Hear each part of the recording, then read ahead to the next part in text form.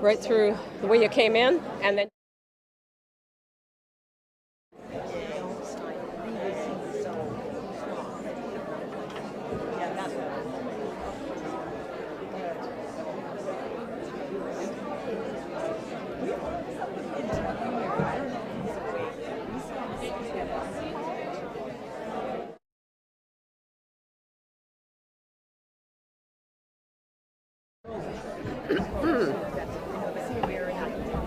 Yeah.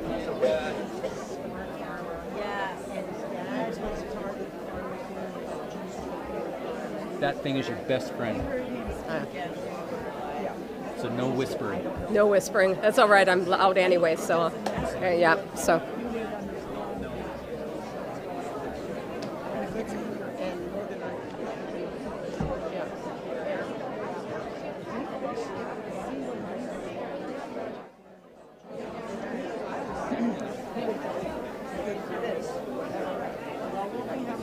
No whispering. That's all right. I'm loud anyway, so.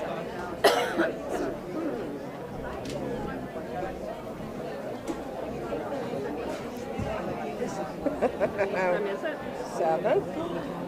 We're late. Okay. Nothing we can do about it. The fact that people even showed up in the sunshine, I'm very happy. Well, we're pretty full, aren't we? Yeah. I don't know how many it is. 73 so far that aren't volunteers. Oh, then that's not bad. I mean, this Courtenay is not Campbell River. And you know, half the people in Campbell River are Courtenay people.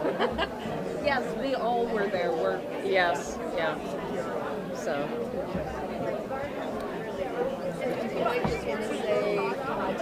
Yes. Probably not.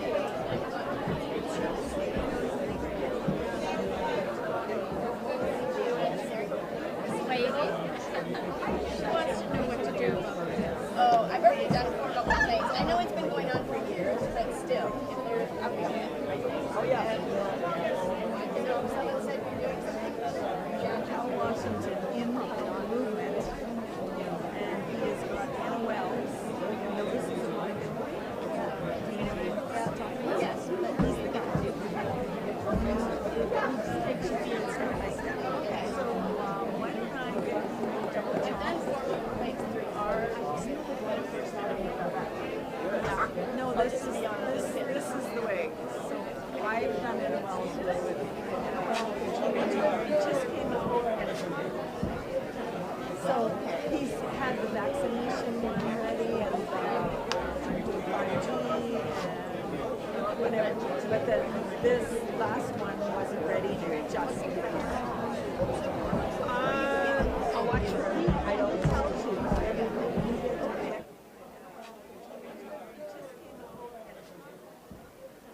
So he's had the vaccination ready and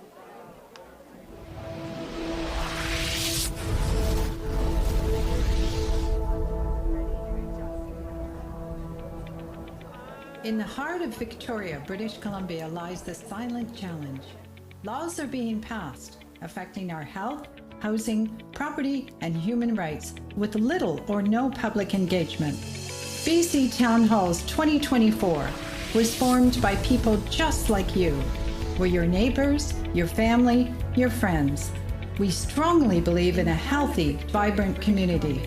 We devote our time and resources to bring you information that you may not know about. That's why we're hosting public town hall meetings across BC, bringing together experts to shed light on complex new laws that impact us all. Our healthcare system is in a downward spiral which affects your well-being. What will happen if you or your loved ones need urgent, life-saving medical care? Housing issues, growing debt loads, government dictates, and there always seems to be some new emergency being declared. It can be overwhelming. The BC government recently passed laws that give the health minister sweeping powers over your healthcare. The Health Professions and Occupations Act dictates what doctors can and cannot do. They have introduced fines and possible jail time for health professionals that disagree with government policy. Since when did the government become your healthcare provider? Did you know that our public healthcare system can be controlled by foreign, unelected organizations? Then there's the topic of affordable housing and escalating rents. Who is making decisions on what and where new housing is developed? Local municipalities are being told by the provincial government that they no longer have a say in community planning, and the public will not have a voice either. Where are these ideas coming from, and who is in control? Are your children safe? There was a time when we didn't fear for our children's future. What has changed, and what can you do? At BC Town Halls 2024, we believe knowledge is power. You deserve to be fully informed, so we've invited elected and municipal officials, health professionals, and experts to help everyone gain a better understanding of the laws and regulations that are affecting your way of life. You can't say no to what you don't know. Come to a town hall near you. Visit our website at bctownhalls2024.ca. Find out how you can listen, ask questions, get answers. A better understanding of the laws and regulations that are affecting your way.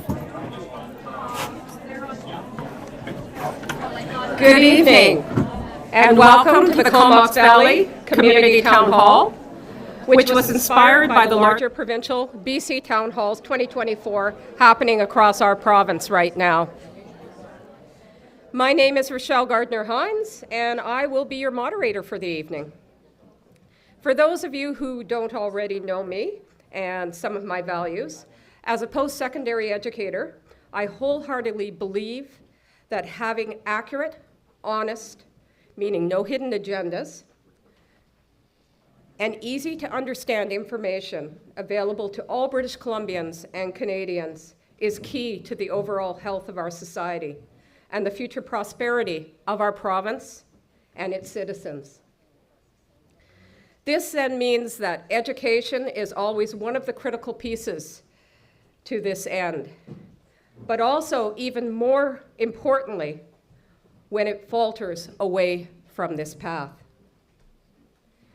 Having an educational background is part of the reason as to why I personally chose to be a part of the organizing committee for this citizen-led, non-partisan town hall event.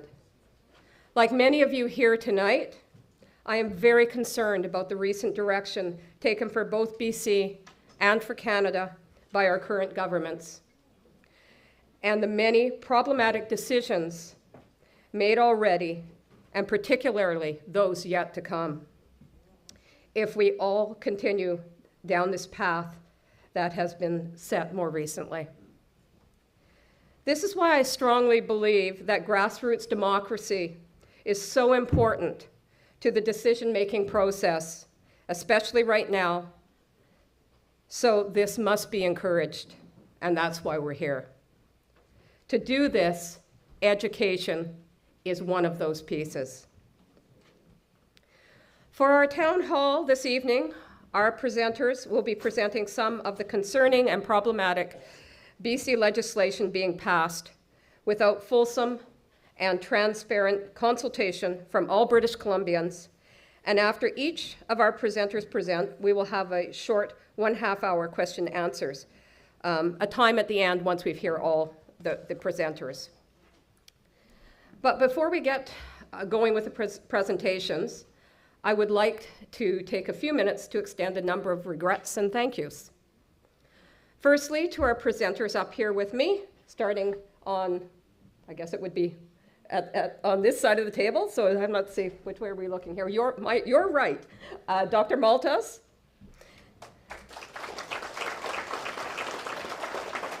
Beside him is Ruth Waddell from Landkeepers. Beside Ruth is Jack McLeod, also from Landkeepers. Dr. Christoph Kind.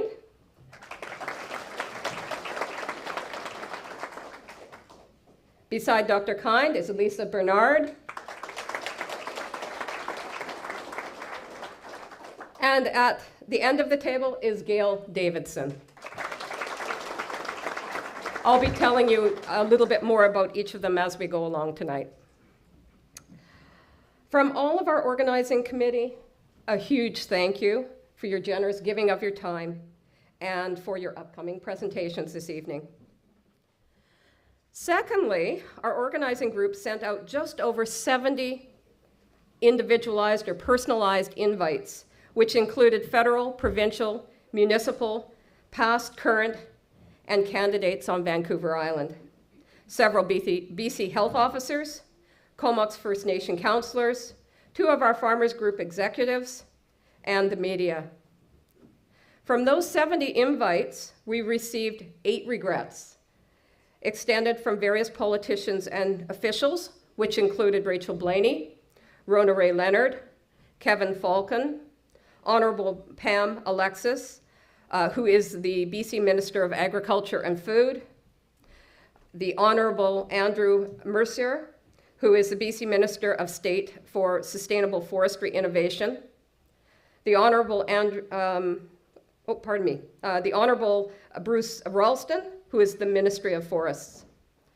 We also received regrets from Cumberland Mayor Vicki Brown and Courtenay City Councillor Melanie McCullum. All indicated prior commitments.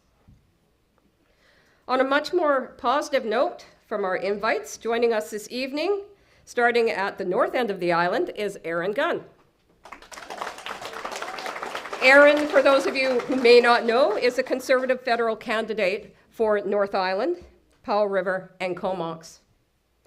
We also have Dr. Anna Kindy, who is a Conservative BC candidate for the North Island. We also have Damon Scrace. And Damon is the Conservative BC provincial candidate for Comox Courtenay. And also joining us are Paul Jordan and Lynn Ross, and they are the Vancouver Island coordinators and central guidance team for CAPBC Community Awareness Project, as most of you know it as BC Town Halls 2024.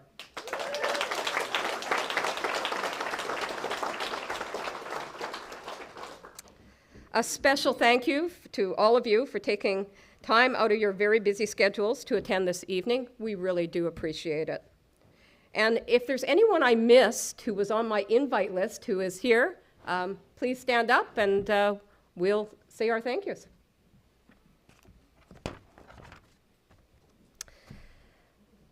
I also want to send out appreciative thank you to both Aaron and Mike from the Elks, who have very much gone out of their way to both welcome and accommodate our organizing group and all of you tonight. As well, I want to extend our sincere thanks to Alan Jossel, our AV person for the evening. If you want to give a wave there, Alan. Also to Dan Peruzzo, who is live streaming through YouTube, and Brian Edgar, who is also live streaming for us tonight. Without all of their tech expertise, we would not be able to make this evening happen as wonderfully as I know it will be. A final thank you to everyone who is volunteering here tonight. We had a wonderful turnout with our volunteers. Your time this evening, and for some of you, it was before the event, is muchly appreciated.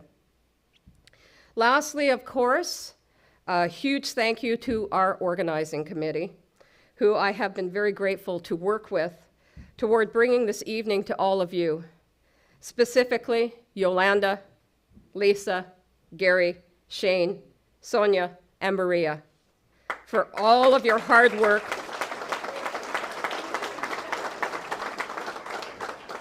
and enthusiasm. We pulled this off in less than 6 weeks. So, with the regrets, welcomes, and thank yous out of the way, a little general housekeeping before we get started. The exits for the hall are the one that you came in, But there is also 2 emergency exits, should we need them. Just familiarize yourself with that. If you haven't already found them, the restrooms are the way you came in, down the hall. They're pretty clear. Next, hopefully, you got a package on your chair. And the package includes, I don't know if you'll see it from there, 3 question cards. Okay. We've also put a pencil in there, and it's on the back of the other card that's in there, which is a questionnaire for the end of the event. If you'd kindly fill that out and drop it in the baskets at the end of the event, we'd really appreciate getting your feedback. I'll give you a little bit more info on how the questions are going to work in a minute here. You'll also see in there a take action handout for the things you can do in the coming weeks and months. And also, finally, in the take action handout of your package, there is donation info for e-donations if you are not donating cash this evening. There are also some green-colored e-transfer info on the donation jars as well.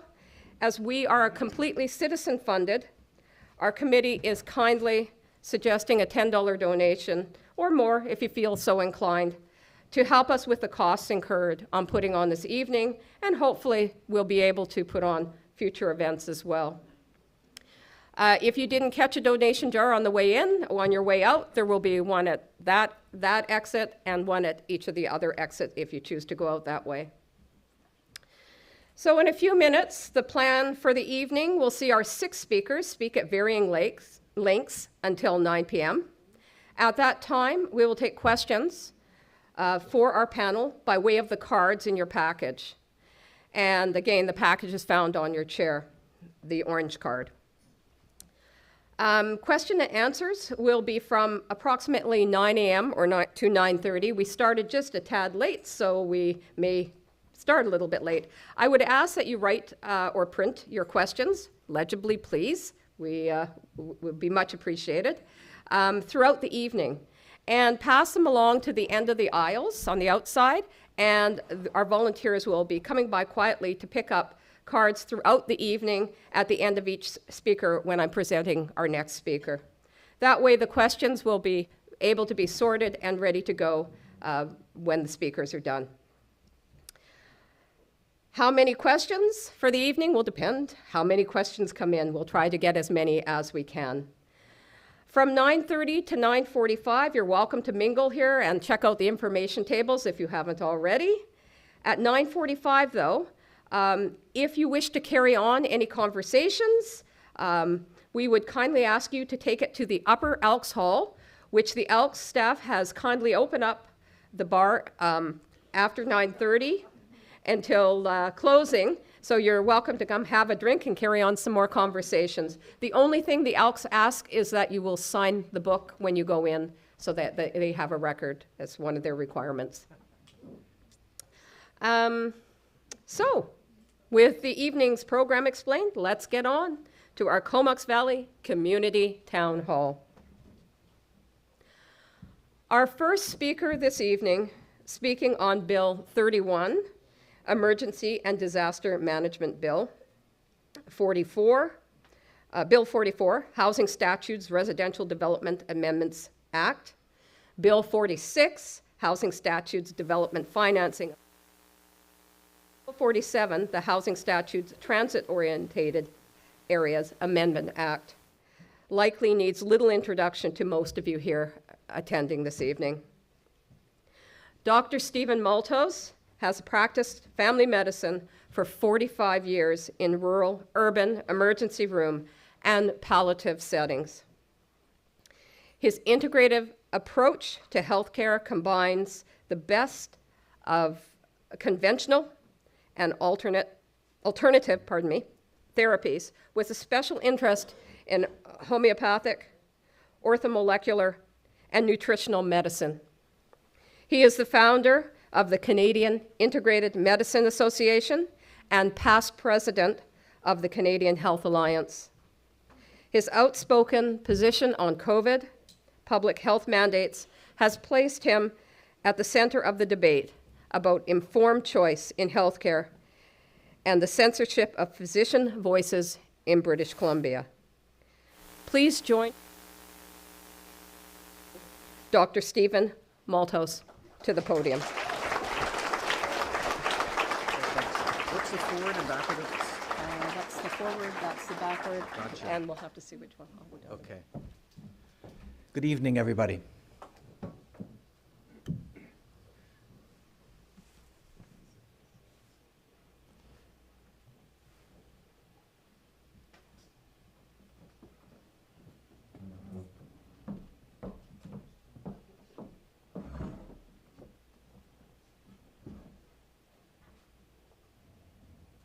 I was speaking last night, and one of the introduction, the person that introduced everybody asked the audience to turn off their cell phones, and but I told them to turn them back on again, because I feel that if whenever a phone goes off in the room, you notice how everybody sort of perks up and looks around to see who's guilty.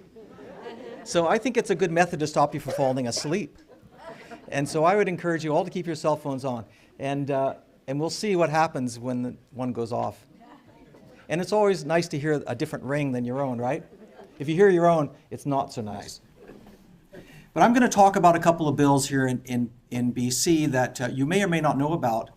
Bills 31, 44, 46, and 47. Now, normally I'm a medical doctor, so I talk about what's happening in British Columbia in terms of some of the other bills, ones which are interfering with the delivery of health care and causing doctors and nurses and other practitioners to run from the province. But I'm not going to talk about that because I think this will give you a headache. And I know that Dr. Kind is going to talk on this topic, and so is Gail. So I'll just leave that for them. But I'm going to talk about something which may be equally painful. And that is a Bill 31.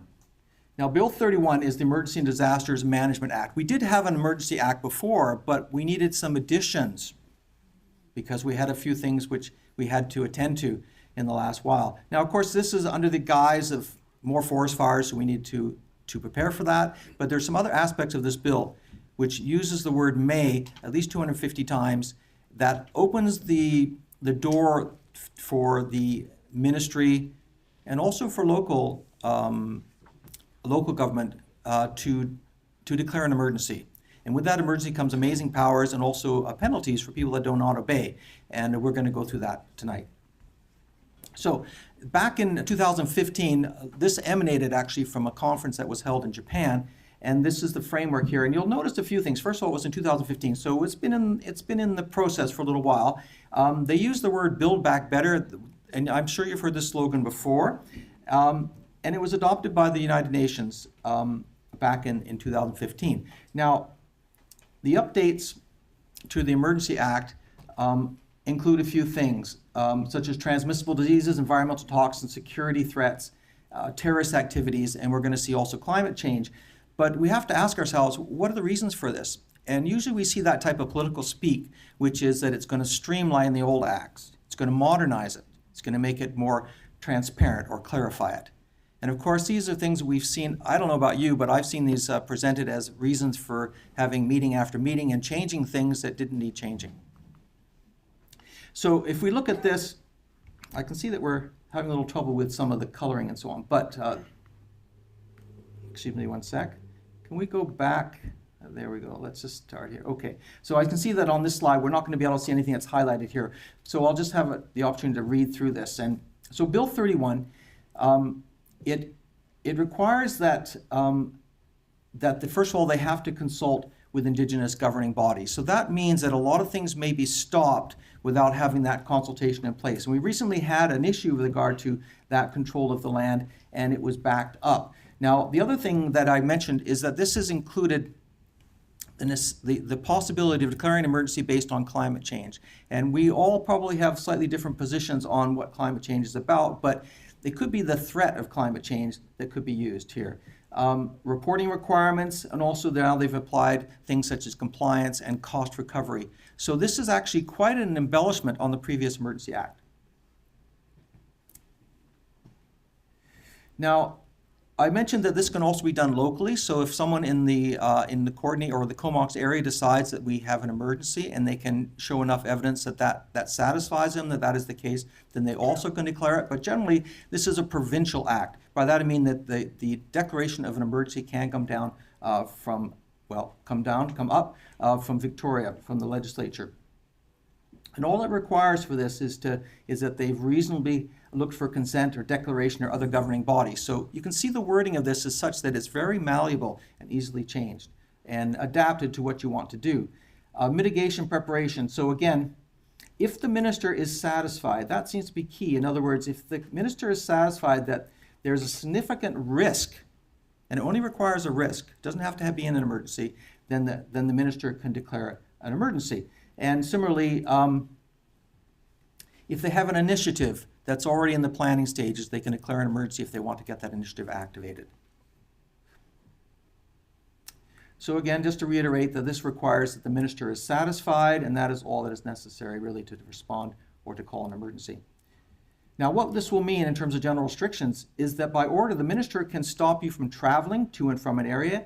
They can stop you from carrying on your business or type of business, and they can also prevent you from having an event such as this. So if we had a lot of smoke in the air, it may be possible that we had a pending emergency, an emergency was called, and we'd not be able to meet in a forum such as we have tonight. So there are lots of things that can be used as an excuse, I would say, or at least as justification for calling an emergency. Now, this is quite interesting. The minister can declare by order that they can make use or control anybody's personal property. They can use or control anybody's land. They can enter your property without warrant. They can search it and so on. They can also prohibit entry. In other words, they can stop you from going back into your property or your land. And they can authorize or require alteration, removal, or demolition of any trees, crops, structures, or landscapes. In other words, they can do what they want with your property under this new act. Now, what this does compared to the previous act, it actually brings up offenses. And what's an offense? So it would be anyone that obstructs the exercise of the power and the performance of the duty. So that means that there are now going to be penalties. And these penalties are quite severe. In fact, someone who interferes with this, someone carrying out their duties, could be liable to imprisonment for up to 1 year and a fine of up to $100,000. And that would be an individual. Now, if you are a company, it gets worse because you could be fined up to $1 million.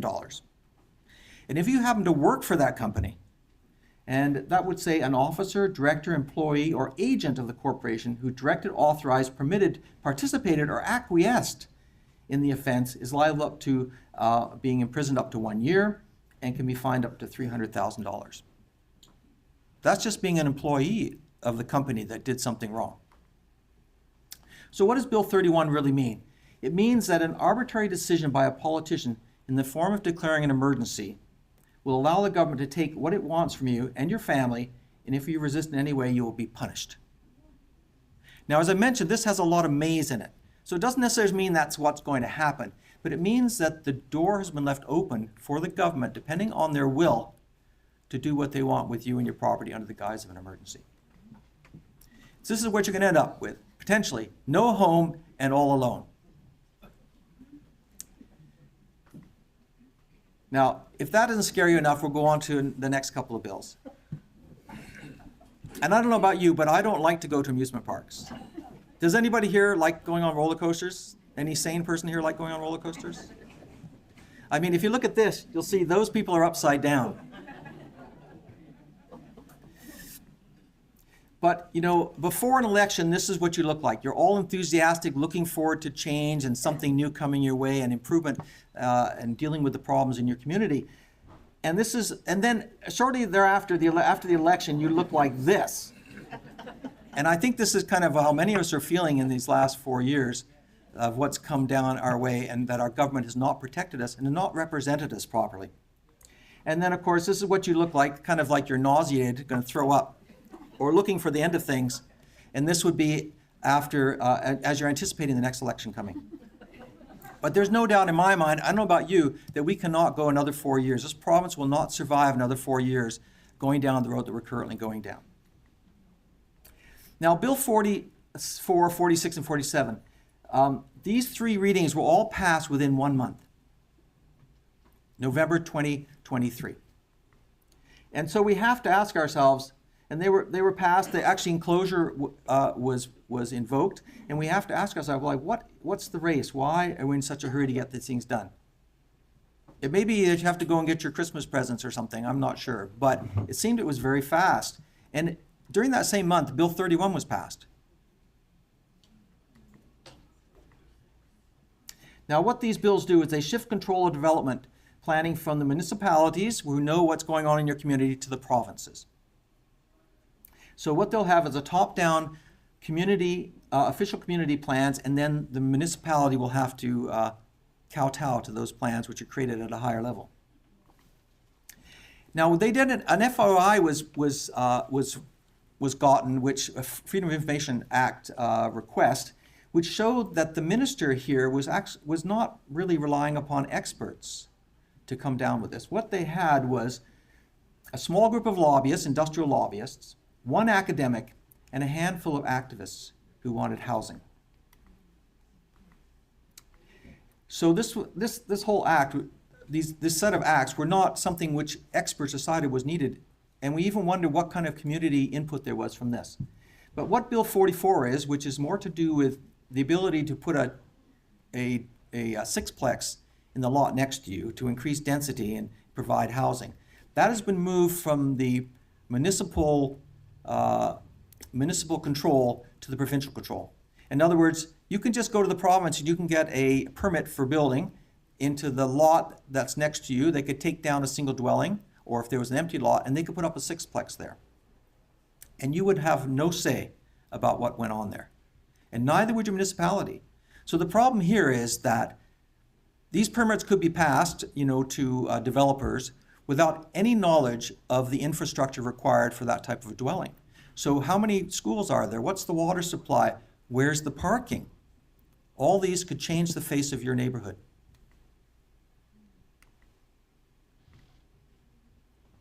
Now, Bill 46 was a little bit of, we think, a reaction to Bill 44, which are so kind of, like the hammer. But, and this allows for the different municipalities to charge the developers to increase the infrastructure. But the control of that is sort of half in the hands of the province and half in the hands of the municipality. So in other words, they will have to actually arrange for more water if necessary for these sort of things, and at least pay a price for it. Now 47 is a bit different. 47 is to do with towers. And this is towers related to transit-oriented locations. So what it means is that densification will be determined by the distance from public transport. And that public transport could be a SkyTrain, like in Vancouver. It could be a bus stop down the end of your block. The province will require municipalities to automatically approve developer applications up to indicated heights based on the distance from the bus stop or the SkyTrain station or a bus hub. It will even allow regular bus stops, which can't be placed at any time. They can come and say, it's possible to say, I'd like to have a 10-story building right in that location, and then get a bus stop put there. That can happen very easily in Vancouver because the people putting out the bus stops are the same people that are doing the developing. So here's a couple of examples. The first one we'll take is Vancouver. Now let's say you have a rapid transit and you're 200 meters away or less. You can build a condo tower up to 20 stories. And you don't have to have any parking. It doesn't matter what the other facilities are. If you're a smaller place, let's say you were someplace like Kelowna or Victoria, and you had a bus exchange, now this means a bus stop, potentially, 20 meters or less away, you could have a 10-story mid-rise. So what does this mean? It means that the provinces, I can hardly read it, but the provinces have the authority of municipal governments. Well, this is very difficult, but essentially they have the authority to do what they want based on now the province taking control. So they will do whatever developers ask them to. It's possible. This is hard because there should be backlit, there should be some yellow behind it so you'll be able to see it. Actually, you won't be able to read it. But really, I think I could sum it up and say that with regard to development in your community, the municipality no longer has control. That control has been handed over to the provincial government, who don't know what you need or what you want on your street. And so this can change the face of your neighborhood. It can change if you have, let's say, heritage buildings. They could be taken down. It could be demolition of buildings that you think are quite beautiful. They could even take down one single family dwelling and put up sixplex on your block. This is going to change forever the appearance of your community. So it's very important to be aware of this.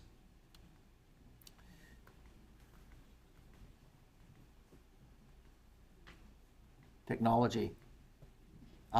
So there's a good part to this, which is the ACT. Action causes things. It changes things. So in other words, we're in the position as a group here to actually bring about some change, and this is how we will do it. But we have to realize, I think, first that the people don't know their true power. This is us, and I think each of us probably represent a lot more people who are maybe sitting at home or watching this, and that we have the opportunity to actually just step off the plank and start other people to step off the plank, and this will bring about change that we need so badly. Thank you very much.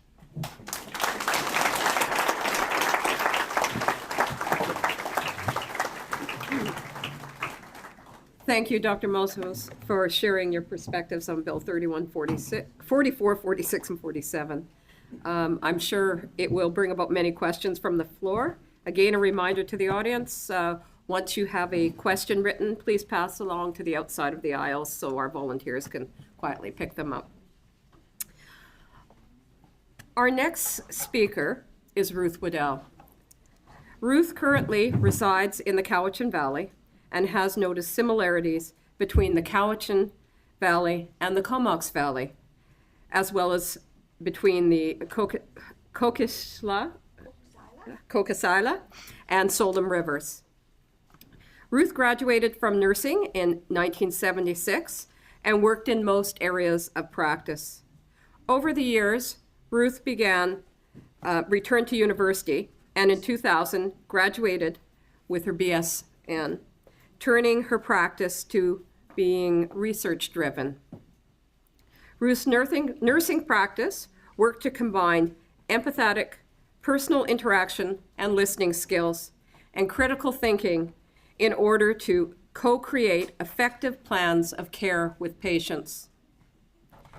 In December of 2023, Ruth retired from direct care to continue the community work that she was already involved in.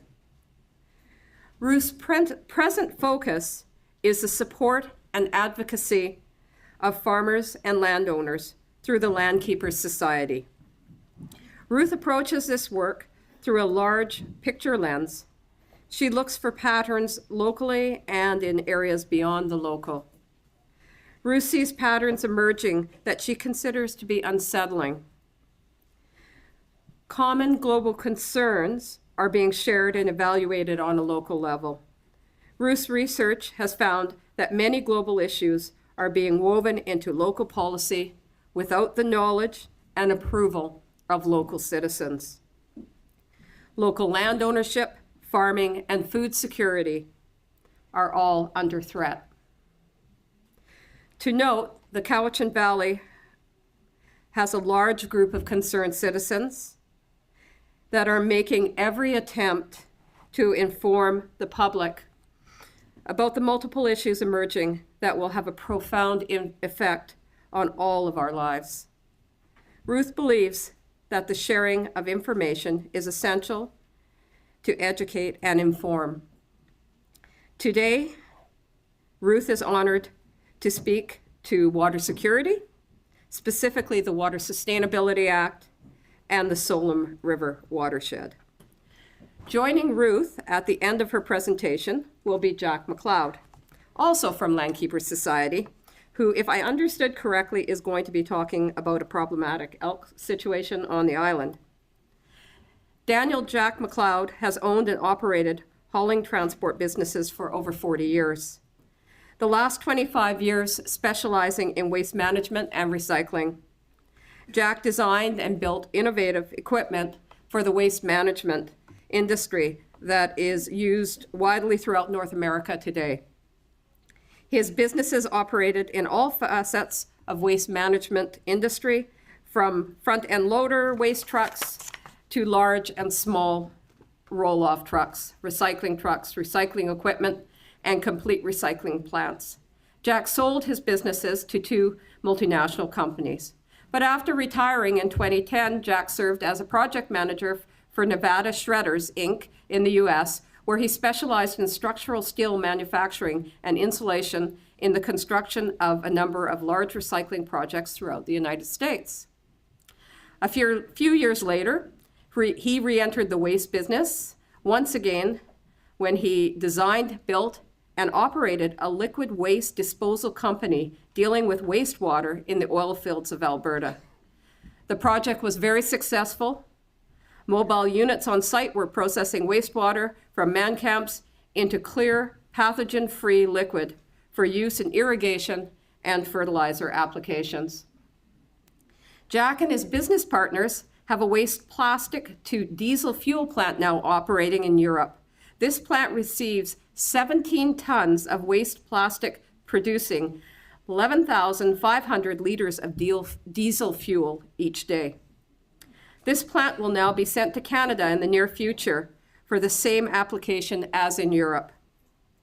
Jack formed Landkeepers Society July 4th of 2023 to deal with the flooding of farmland with ocean water.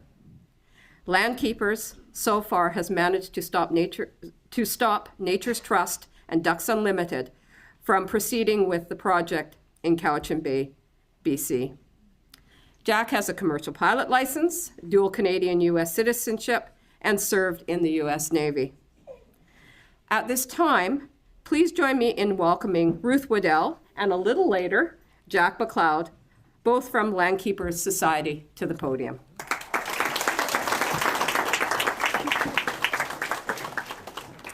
Hello, I'm Ruth Waddell, and I don't have a slideshow, so I have to read from my paper and keep myself on track here. I've got lots to say. I'm speaking with a sense of urgency. There is much to know about the Water Sustainability Act, WSA, and how it affects all British Columbians. This act became law in 2016 and contains 219 sections. This is a massive document. It may not have been fully understood and debated in the legislature before being passed into law. The act makes multiple references to policies and laws that will be enforced. The Water Act is the primary provincial water legislation related to extraction, withdrawals, planning, and protection.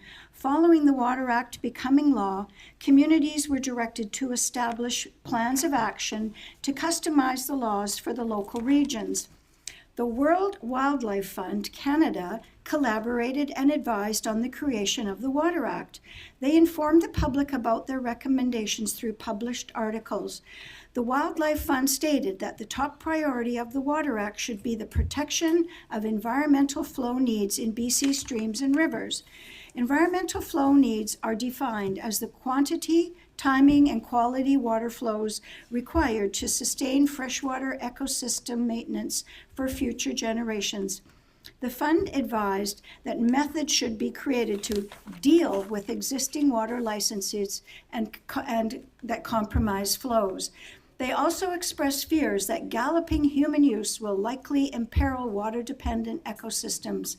Their statements claim that the ecosystem secures the state of health of the fisheries. The claims that environmental flow is the sole factor that must be regulated is absurd. No data was provided that water diversion and low flows are the only factors that determine the viability of the fish population. Leachate in the water, predatory species that consume fry, gravel stream bed disruptions, as well as rocks and debris from historic logging practices are just some of the factors that contribute to altering flow rates and aquatic life survival. The fund recommended buying back licenses or modifying license conditions. BC land is being purchased by offshore buyers and land trusts at an alarming rate. They now own large tracts of farmland, much of which has been removed from production. They also own large wilderness areas and have prohibited public access. The fund demanded that the BC government act urgently because of the impacts of climate change. They urged tough regulations be created for those accessing water resources. New terms of reference have been created. Groundwater now includes aquifers, so there's no distinction between the two systems. The fund document focuses on fish resources, quality of drinking water, recreational use, and cultural value. Their documents rarely refer to farming, livestock, or other industrial uses. The fund is a political activist organization that focuses on environmental and wildlife concerns. They are not scientific or research-based. The fund is a UN affiliate. They also are working closely with the World Economic Forum and the central banks to develop a nature-positive economic roadmap. The fund proposals were submitted to the BC government, and many of them were incorporated into the Water Act. In 2013, the fund released a summary of their support for the new act. They referred to themselves in the title, Top 10 Reasons Why We Need a New BC Water Act. They are an unelected globalist organization based in Geneva, Switzerland, that portrays themselves as if they are BC citizens. This report claims there is a lack of monitoring stations, which causes a gap in the reporting of water use. They recommend all water users be required to supply reports to show their water consumption and submit annual compliance reports. They recommend that stakeholder organizations establish water boards in all regions and they be fully funded. They advise water use rates be increased to partly fund implementation of the Act. The fund stated that the Water Act needed to also clarify Aboriginal rights to water resources, as well as the need to incorporate their traditional ecological knowledge into all decision-making. A recent document written by Kathleen Goulison informs the BC public that all Canadian water law is limited by pre-existing water rights. In 2016, Canada officially adopted the United Nations Declaration of the Rights of Indigenous People. BC is the first province to make this into law. The BC Act is called the Declaration of the Rights of Indigenous People Act, or DRIPA. This law presents the basis of the legal challenge that may force courts to deny or admit that Indigenous people were clearly the first users of water resources in BC. Under the present water rights, first in time, first in right determines that during times of water scarcity, licenses with the earlier priority dates are entitled to take their full allocation of water over junior licensees.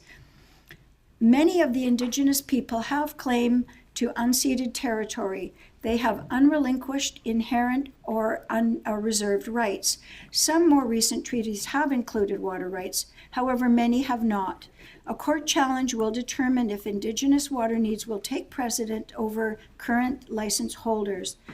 Once the Act became law, policies had to be developed to bring the Act into the communities of BC. The Minister of Water, Land and Resource Stewardship co-created a plan in collaboration with Indigenous people through the first ever BC Water Table.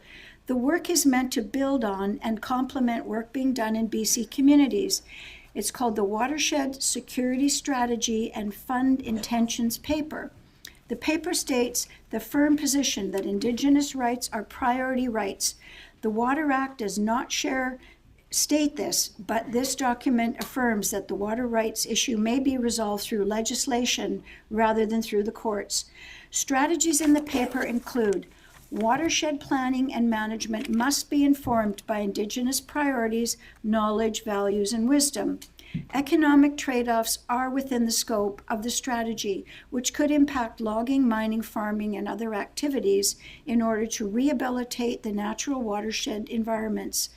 The plan recommends empowering Indigenous people to trigger water management tools, such as fish protection orders.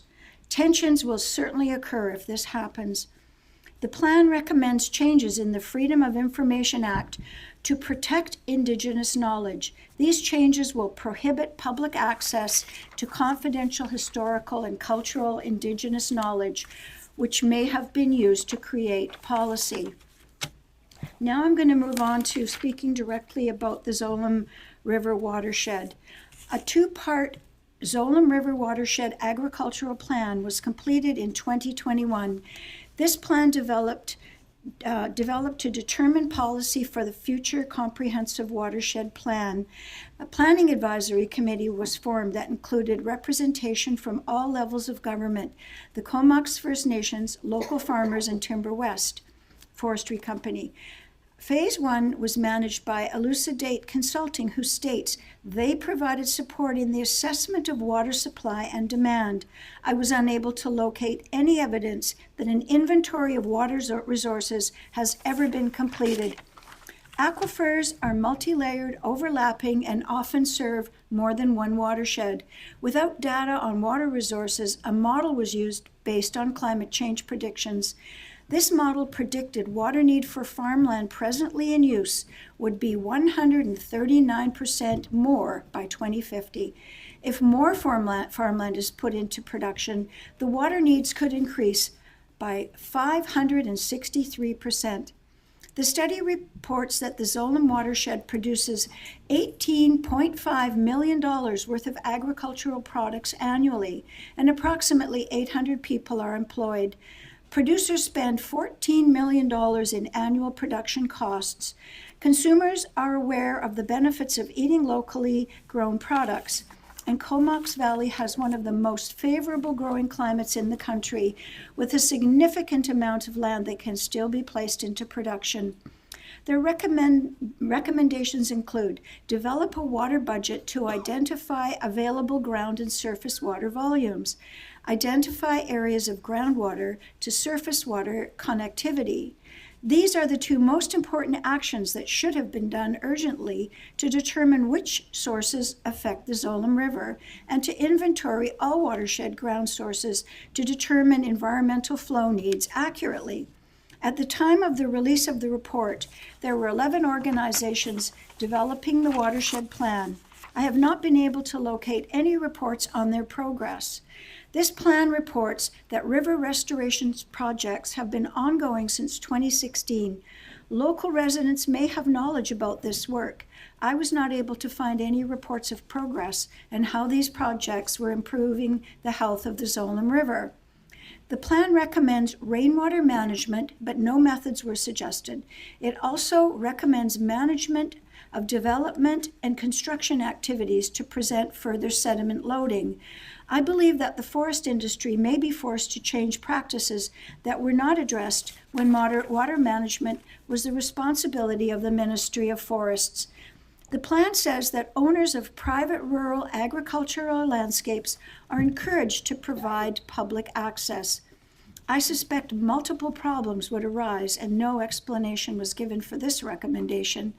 Another proposal is that an inventory of present land use be completed and an assessment of the built environment be done. The purpose is to identify lands and structures that may require mitigation to support environmental health and climate resilience. Owners may be required to make costly alterations at their own expense. In Cowichan, there has been an increasing number of reports of drones flying over properties, followed by visits from bylaw officers and enforcers. They often claim to be responding to a complaint. Some land may be identified as fragile and at risk for climate change damage. The owner may be forced to abandon the land. Such measures are termed managed retreat, where land is deemed prone to flooding and rising sea level from climate change. The shift of focus is from food security to sustainable economic development based on regional natural resources. I suspect with the creation of agricultural economic development branches at all levels of government, there is an anticipation as private land is put up for sale or abandoned, investors and developers will be waiting for the opportunity to purchase their property. Phase 2 report begins with land acknowledgements and a statement that the watershed land is unceded, and that the CVRD is committed to aligning its governance, management, and policy development with DRIPA.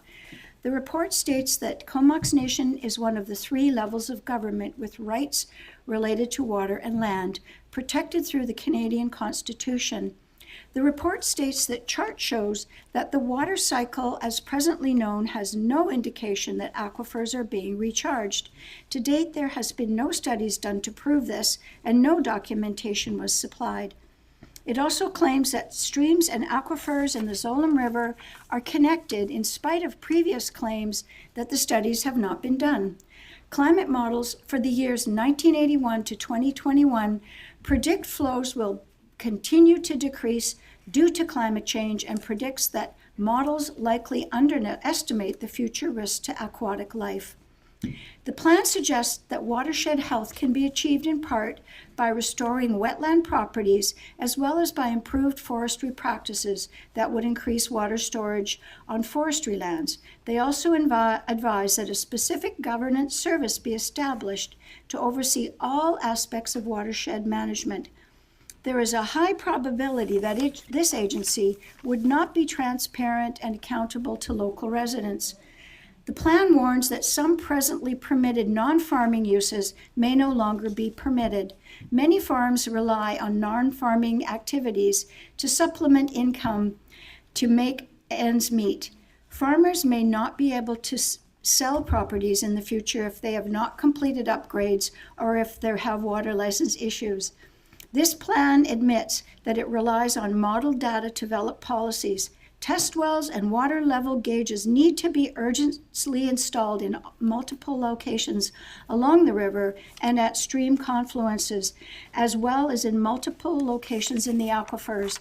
The data needs to be continually collected and updated to determine extraction, use, and recharge. Interventions then could be accurately based on the data. Present data is inadequate and only focuses on environmental flow needs, along with estimates of consumption. The plan warns that the province may mandate water use monitoring. The data will be automatically relayed to a collection center for analysis. The plan states that incentives will encourage compliance. I suspect the incentives will be in the form of penalties, fines, increased restrictions, and water shutoff. Trespass by water management enforcers could also occur. Current data from the Zolom Aquifer test well, there's only one of those test wells, show there's actually a small net gain into the aquifer compared to extraction. The plan suggests that during low flow river flows, water is being drawn from the river and flows into groundwater and aquifers. Some of these aquifers are miles away and are hundreds of feet underground. Professional hydrologist assessment needs to be completed urgently to prove connectivity throughout the watershed. The plan recommends further collaboration with multiple stakeholders to develop the Zolom Action Plan based on the recommendations of this report, and that the alternate approval process be used to assign the funding. This process leaves out public consultation and referendum. The next phase will be costly, with plans for roundtables, public information sessions, studies, communication outreach, and workshops. The engagement and action plan development process is lengthy, and I just got word this morning that the government is releasing $100 million to forward this particular project in multiple watersheds. So they have committed funding to it, but it seems like these projects never end and we don't get into any real solutions. So I have some solutions that I have gleaned, and I believe immediate solutions must be implemented in order to avoid loss of crops, livestock, and farming economic viability. There must be public support for vital infrastructure that is needed to solve the problem. Many locations worldwide have addressed water problems for centuries. Roman aqueducts still stand after close to 2,000 years. We need urgent consultation with locations similar to ours that have been successful in maintaining water needs for agriculture during times of drought. Currently, the recommendations are the responsibility of the landowner primarily. Land storage in dugouts is being promoted. They are costly, take up large amount of space, and require maintenance. They are not suitable for small properties. Smart technology irrigation systems are also highly recommended. They are very expensive and send data to the collection center. On-land storage could also include cisterns and water towers. Plastic water bladders are in common use elsewhere. They can store up to 100,000 gallons and are primarily used in dry locations, temporary camps, and military installations. Permaculture is an effective farming method, but more suitable for small-scale properties. Farmers have been adapting by changing crop varieties with earlier planting and harvest times. Livestock breeds that are more suitable for summer heat and diminished forage are becoming more popular. One local farmer told me that last summer's heat was followed by a wetter fall season. She said that grazing resumed on her farm once the weather changed and the forage lasted longer than in most years. Many farms in the Zolom watershed do not irrigate. Climate models predict that irrigation will be needed in the future. BC climate models have been primarily based on the Okanagan, where the climate is always hot and dry. Our coastal regions are rainforest, and dry periods are generally short-lived. Regional solutions include water sharing agreements between regions. These plans are in place in Alberta. In many locations, such as California, sewage treatment plants have been built that produce pristine water. The water can be pumped up to the river headwaters and released to maintain environmental flow. Other public funded solutions include construction of dams, such as the one on Wolf Lake. Dams could be constructed on multiple lakes and streams, creating small backup reservoirs. The water could be released as needed without causing significant disruption to the individual lakes and streams.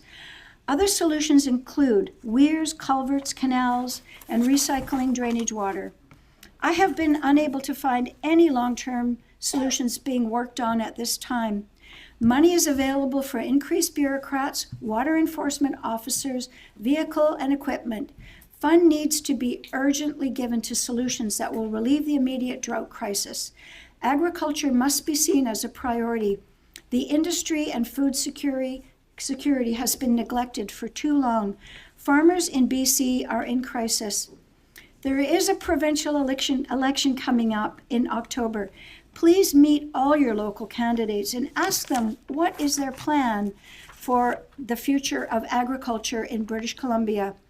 The federal government is also challenging farmers across BC and Canada.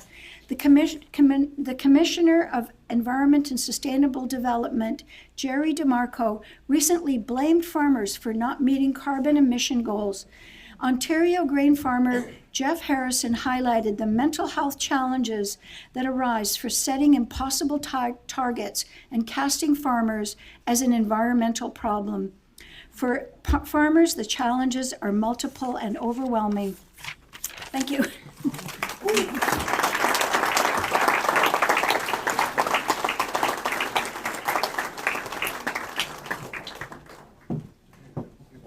And Jack, if you'd like to come up, that would be wonderful. Good evening, and thanks for having us here in Courtenay. I'm not sure if I can follow that. Mine's going to be very short. That was very good. Close to the microphone. Oh, yeah. Thanks, Ruth. That was very good. So I'm just going to speak about elk, but first of all, I want to take you back a little bit to land keepers and what caused us, or what got us to form land keepers, and it was flooding of the 175 acres in Cowichan Bay, prime farmland that can grow 3 crops per year without irrigation. And now they want to take the dikes down and flood it with salt water. So they said they want to create more habitat for fish and certain things like that. But now they've changed that. They're going to grow indigenous food. So we talked to a number of neighbors close to myself on the reserve. Nice people, great people. And one in particular, I said to Mike, I understand you're going to eat this food, indigenous food that they grow called camas. He looked right at me and he said, you eat it. I'm not eating it. I'm going to the superstore. So I just want to bring you a little bit of background there. So as we progressed along with land keepers and we eventually managed to have them stopped at this time, we had other farmers calling us, what else can you do for us? You've stopped that. And believe me, the farmers have been great support financially and such with this process. So they said, we'd like to deal with the elk. And so I said, yes, we need to do that. We have a lot of friends that have this elk problem. And so I can give you an idea that we've all looked at and how to deal with the elk.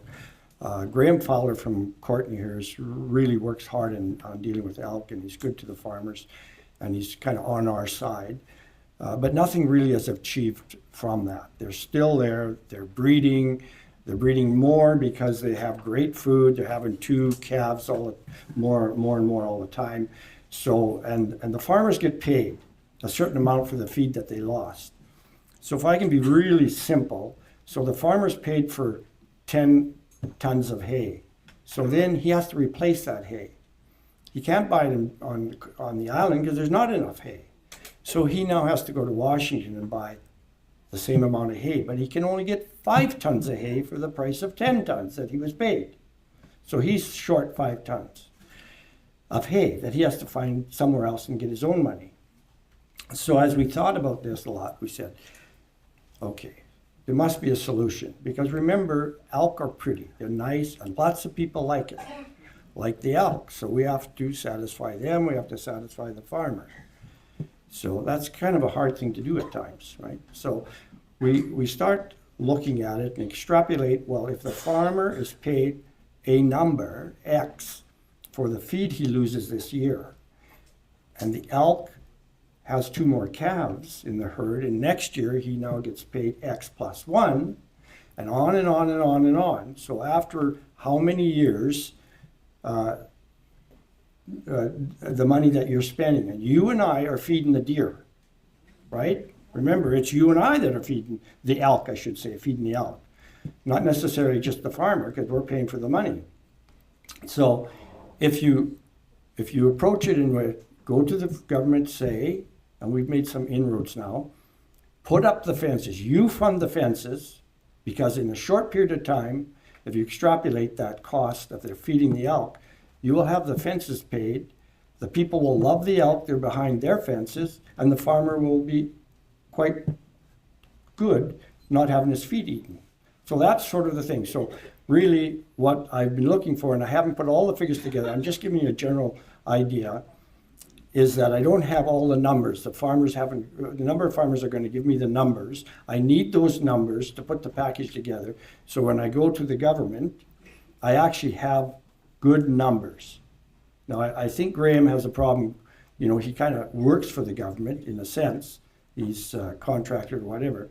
So we can be a little bit harsher than Graham perhaps can be, and we will be a little bit harsher. So that's what the approach we're taking for the elk problem. Thank you so much.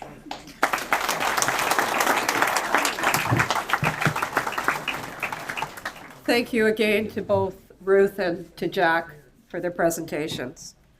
I'm just going to see if I can, just bear with me a minute while I get to the next. We did a change. Do you want your... Oh, which one have you got in? Yeah, That's the other one? Okay.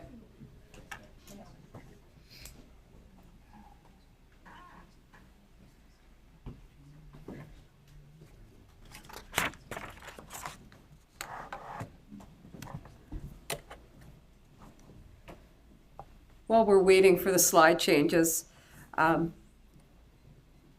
like to introduce Dr. Kind.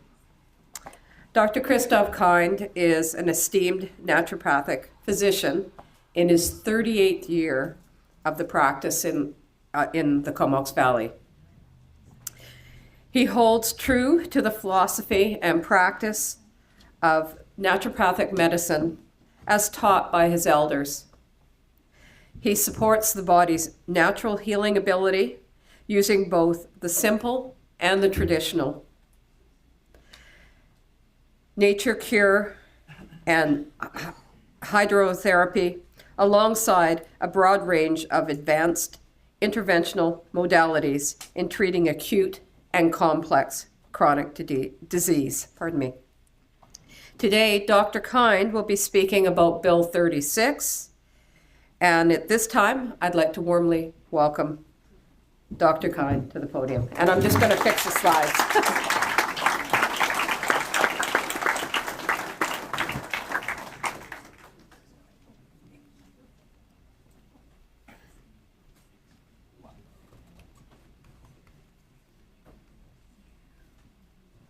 I think it's something with you and slides.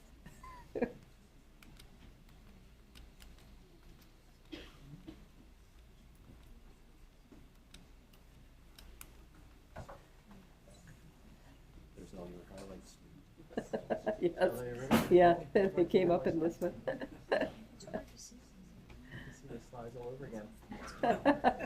If you didn't catch them the first time, you're getting them again.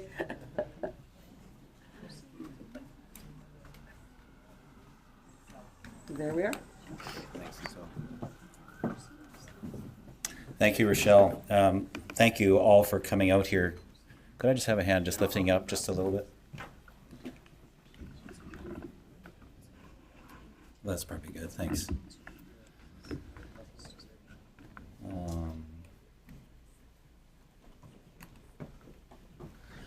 I do want to talk about this Health Professions and Occupations Act, but I want to talk about it from a point of view as a physician, and help you understand as patients or healthcare providers of some of the things that maybe are important in healthcare. I invite you to kind of think about those things that are important. I'm not going to just whine and complain about the act. I am going to do that a little bit, and I think you'll see why. But I think I'd like us to think about healthcare and not sick care. Healthcare is not just stop smoking programs and exercise and eat right. It's about the holistic of healthcare. It's about your mental attitude, your spiritual focus, and your physical health, and your interaction with the environment that you live in. And so this relates very much to all of the topics that we've just heard about, and how we interact with the environment is going to be extremely important in how we think about health. I mean, is healthcare just an algorithm of... So in medicine, we talk about algorithms. So you have a certain, let's say your sodium level is low in your blood, so then there's a whole ream of tests and different things to help you understand the pathology or the medical problem. But medicine and healthcare is not just an algorithm. It's about the individual that is sitting in front of me, and it's about your individual needs and your individual chemistry and your individual genetics. And those are the things that matter. And this is where this act starts to press in against, which I'll try and illustrate a little bit. I'm not going to talk about everything on the slide. I hate reading slides, but I do want to talk a little bit about this idea of individual versus a group, because I think this is really important. A lot of medicine, modern medicine, is based on research, of a group of people who have a certain condition, and we have a certain therapy that, maybe it's an amazing therapy and 80% of people do really, really well with it. That's great. So we can talk about this therapy that 80% of people have a great response. What does that mean? Does it mean 80% of people have an amazing response, a complete cure, or is it maybe 10% have a complete cure and maybe you have 40% that have some benefit and the rest have a little bit of benefit, and then you have a few that don't have any benefit. So how do I know where you are? Doesn't tell me anything about the individual. So this is really important in terms of, are we able to care for a population of people if we don't care about the individual? I think that's a very important philosophical question that I would invite us all to think about, because it matters if you're that patient? It's great to think about your community and, okay, well, I'm going to do this for the good of everybody, but what if you're the individual that's suffering? What if you're the individual that is having the struggle? You want the support. You want to be treated as an individual. The blindness of the trolley problem. Are some of you familiar with this trolley problem? The trolley problem is a philosophical exercise of if you're in control of a switch on a railway station and there's 5 people strapped to the rail tracks on one curve of the track, and you can switch it either way, and there's one person that's strapped to the other side of the tracks. And so what do? Are you going to pull the lever because the train is coming down the tracks? One of the challenges and the problems with this idea is that it limits you to 2 choices, when maybe there's a whole lot of choices.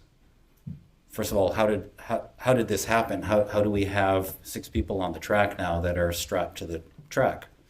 What's happening with the train? Is you pulling the switch the only option? Can you stop the train?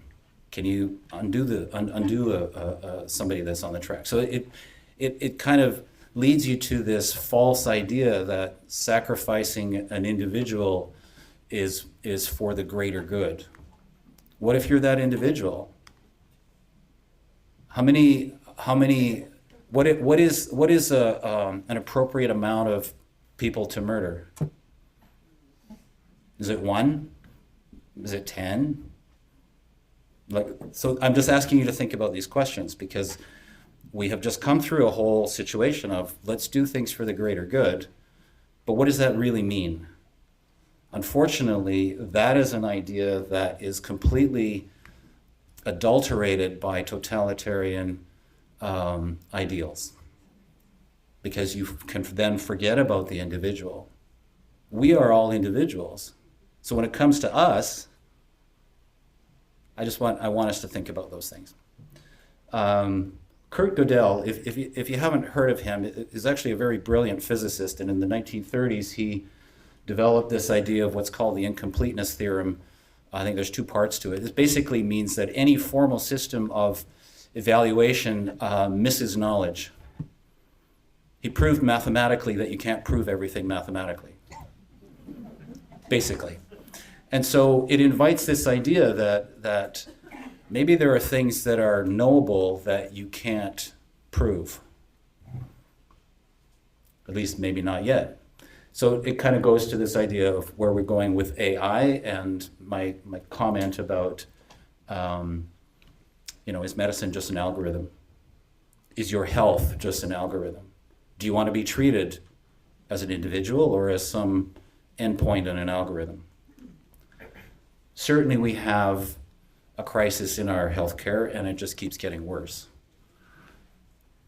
We have nurses that are overworked, nurses that are burnt out. Nurses are the ones that kind of keep everything going, basically. We have family doctors who, they're the gatekeepers, so how you can go see a specialist or get specialty care. Family doctors are completely burnt out, and the whole burden of healthcare kind of falls on their shoulders, and you can't get to see a family doctor. And this was even a few years ago, there were over 1 million people in British Columbia that do not have a family doctor. It's probably worse now. Many family doctors have stopped practicing. I know a number of them, or they've moved to other provinces or taken other jobs. Wait times are increasing, and basically what's happening is everybody's suffering. I'm going to go a little faster here. Oh, not that fast. I don't even know what I did. So, oh God. Give me a hand here. That was my prayer, by the way. That's probably good. I run my office on a DOS program. So don't ask me to deal with technology. It actually works really well. It was a program that was developed for the Merville General Store. And so it actually runs my office. Anyway, we can talk about technology later. I do have a cell phone. It's over there and it's turned off. But So this HPOA Act was passed some time ago, and this is a regulation of an act that purports to regulate the practice of every healthcare profession in British Columbia.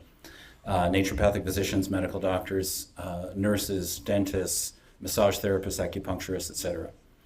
And the biggest problem with this act, I mean, there are many big problems, and Gail is going to talk about some of that, but the biggest problem is that most of it wasn't even discussed. Again, like Dr. Malthouse talked about with these housing and emergency acts, all of this was passed by closure, which means that no full debate. At some point, the government decides that, okay, we're done debate, now we're going to have a vote, and because you have a majority, it gets passed. But nobody actually had read. So basically only about 2/3 of the act was maybe it's not even 2/3, but anyway, 2/3 of the act was probably discussed and the rest wasn't. And there are many undefined areas in the act. Again, very similar to the other acts that have come through, is that the minister may do this at his discretion at some future point. And that has been passed, meaning it's already law. Let's just go quickly here. The Minister of Health, the superintendent. So the Minister of Health will appoint a superintendent to regulate all the regulatory colleges of healthcare and occupations, health occupations. And the provincial health officer, those three individuals can dictate the practice, scope of practice of providers, dictate the regulation of those providers, and there has been very little input. In fact, I'm not aware of any input from the individual professions in terms of how this is all bureaucracy. All of it's been behind closed doors. There is, I'm not going to say that. You get an idea of how my brain works in a minute. Actually, it's here on this slide. So everything will be appointed, and it's not really about patient safety. Certainly, the existing acts and the existing regulations, certainly medicine and healthcare providers need to be regulated. I'm not arguing that at all. That's very important. There's already a robust system to deal with negligence, malpractice, abuse, etc. And so to now put everything under government control just invites abuse. It invites abuse with no oversight, and there's no ability to appeal many of these kinds of decisions. So political interference, ideology over substance, dictates of the fashion of the day is kind of an applaud to Alexander Solzhenitsyn. He talked about, in 1978, he gave an address to the Harvard graduating class. If you don't know who he is, you should look him up. He was a political dissident that was exiled from the Soviet Union, came to the West, and spoke at Harvard graduating class about the problems in the West, and he was not very well received. One of the problems he talked about that in 1978, he talked about how you really can only talk about the fashion of the day. Kind of look at where we are today. So if you can't have debate, if you can't have discussion, these are all, I mean, this act being passed is a whole example of not being able to have debate, not being able to have discussion about real world problems that affect each individual here. Dr. Sackett was a medical doctor who described most of the philosophy around evidence-based medicine. Evidence-based medicine means that you have the best clinical judgment and experience of the physician, the individual needs of the patient, plus the best published research. It's not just research. What this act does now is that it doesn't allow for alternatives. You can have a political body dictate that, oh, all you need is this treatment for this disease. How do you have any innovation if you don't have any alternative ideas? If you're all thinking the same thing constantly, that's all you're going to ever do. Nothing new ever changes. This is a problem. How do you innovate in medicine? How do you innovate in anything Loss of privacy. So this act means that your healthcare records can be taken by somebody who doesn't have your authority to look at your health records. The physician doesn't have to be involved either.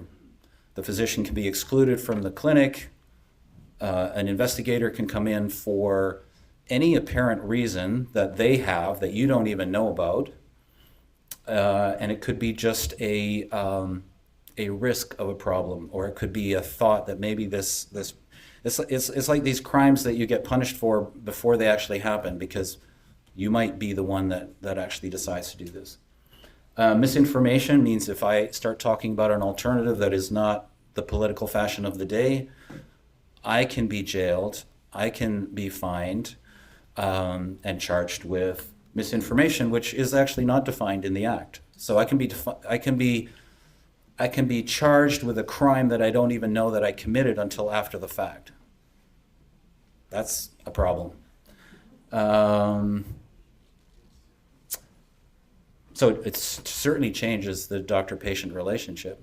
If I'm not free to talk about all of what our relationship is and what your individual needs are, you're going to get my political opinion.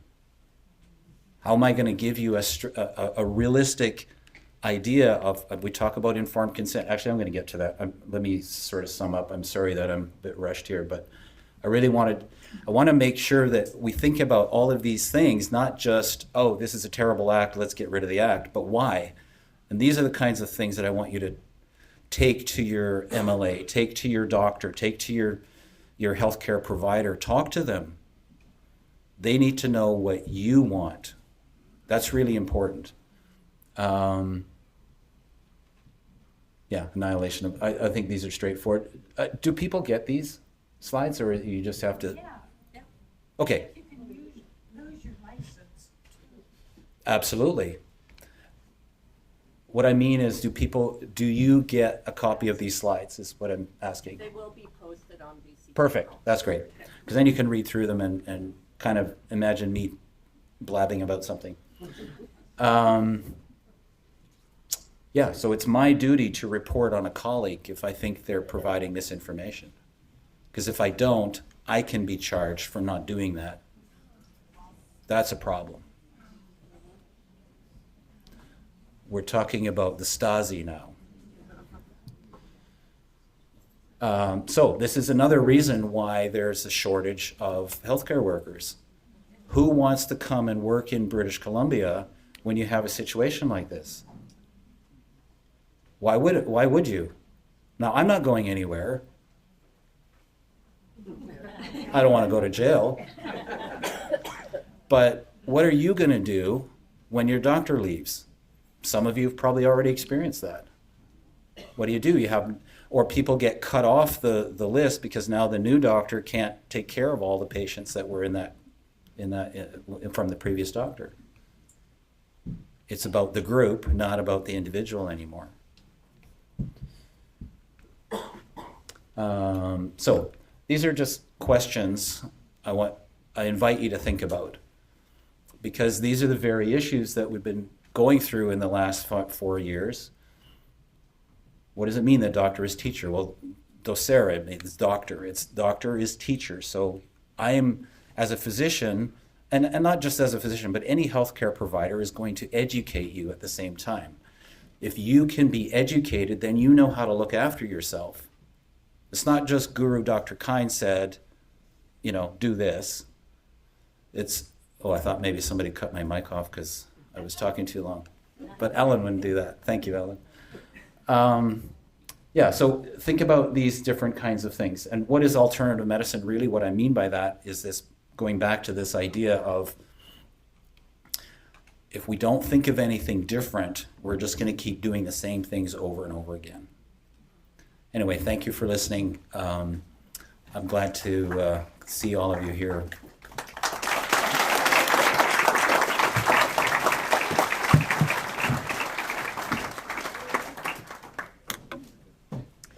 Thank you very much. Oops.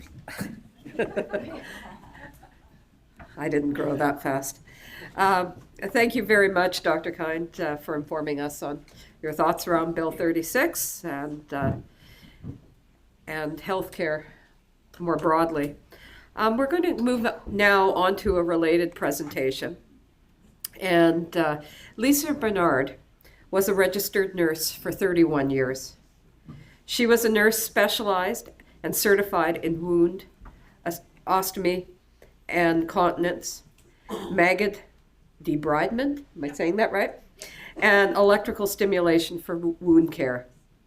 She was a clinical nurse leader, chair and co-chair of regional and provincial committees, clinical nurse educator in multiple programs, regional IV, PICC insertion nurse, Vancouver Community College, and was a nurse coordinator in the BC Provincial Spinal Cord Injury Wound Program.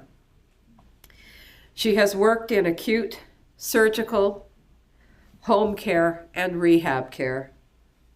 She has been a guest speaker locally, nationally, and internationally, co-author of a quality improvement project that was a featured article in the NSWOC Journal, which is part of the journal for the nurse specialized in wound, ostomy, and continence, and has become part of the syllabus for the NSWOC, Education in Continence.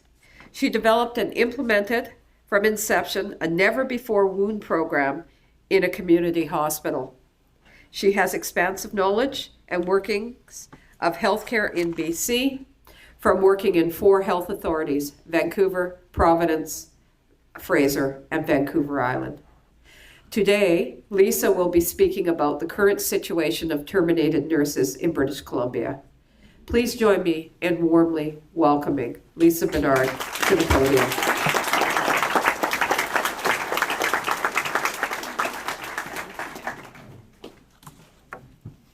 Thank you. I think I need a little bit higher. Thank you. All right. I have a lot of information and we got to go machine gun fast, right? Okay.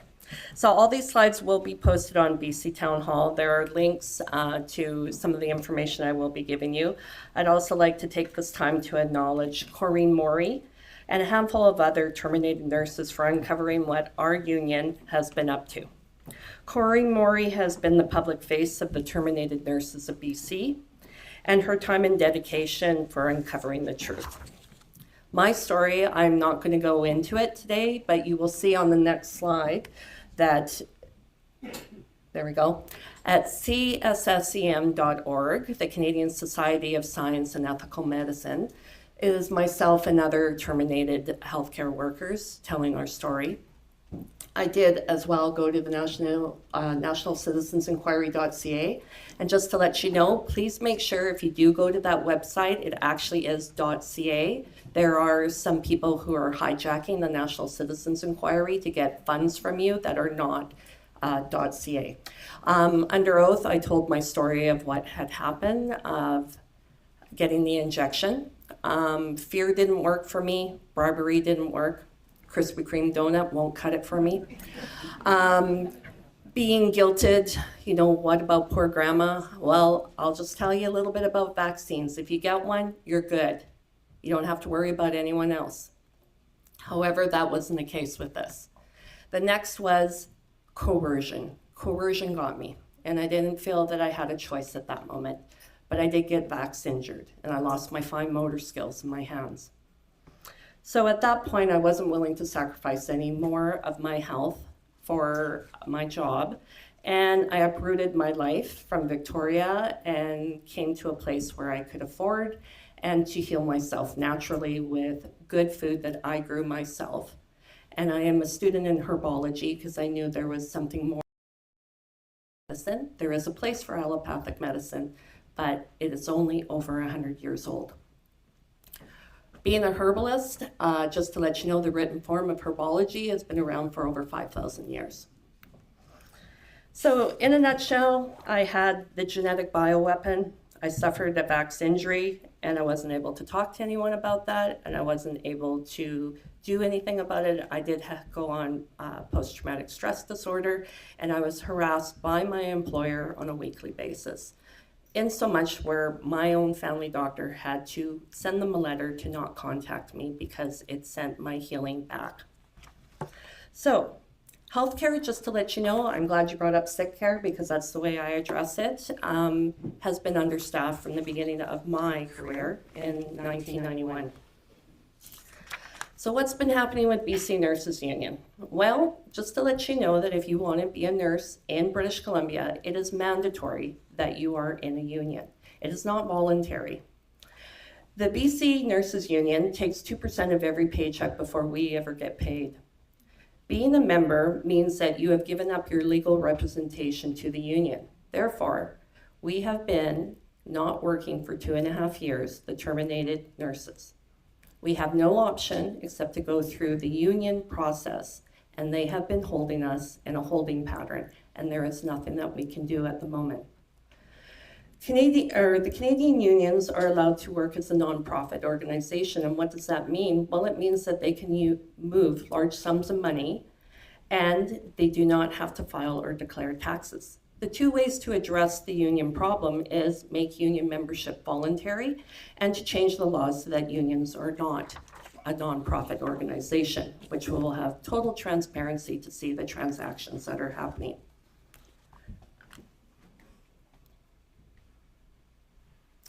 I wanted to give you a little bit of history of what happened before COVID. In 2012, Health Canada mandated the flu vaccine, and they implemented the vax or mask policy. That meant that if you didn't get the vaccine, you had to wear for the 6-month flu period a mask. In 2015 and 2018, the Ontario Nurses Association went to arbitration and won both times that they were not to get the vaccine or the mask. I want to let you know that in 2015, Bonnie Henry actually was one of their key witnesses. And she stated, there's very scant evidence about the value of masks in preventing the transmission of influenza. I also want to bring attention to you that we have been scared by our government repeatedly from 2003 with SARS, 2004, the avian flu, bird flu, it's making a comeback. Did you all hear about it? In 2009, H1N1, 2014, Ebola, 2016, Zika, and 2020 was Corona.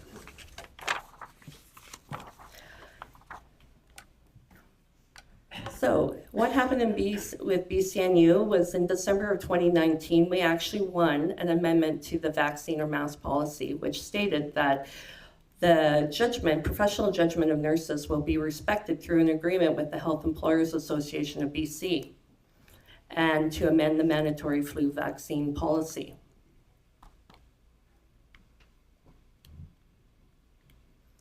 So what happened to BCNU in 2021? Well, first of all, we had the World Hoax,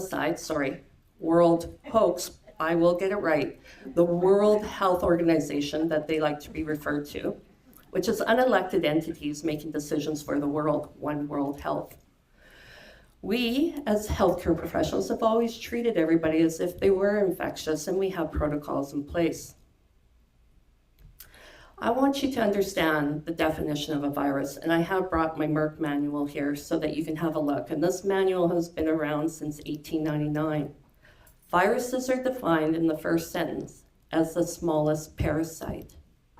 I want you to understand why ivermectin and hydroxychloroquine were banned, because they kill parasites. This would have ended the pandemic. I also want you to be aware in 2018, the definition of a vaccine was changed, and I want you to ask yourself, why? We have always treated patients regardless of how they show up at our emergencies. Did you see healthcare professionals dying in droves in 2020 in the hospital? Were they scooping them up with shovels and putting them to the morgue? Did you see patients dying and littered through our halls? No. I was at the hospital here in Vancouver Island that was the center for COVID patients, and I can tell you it was a ghost town.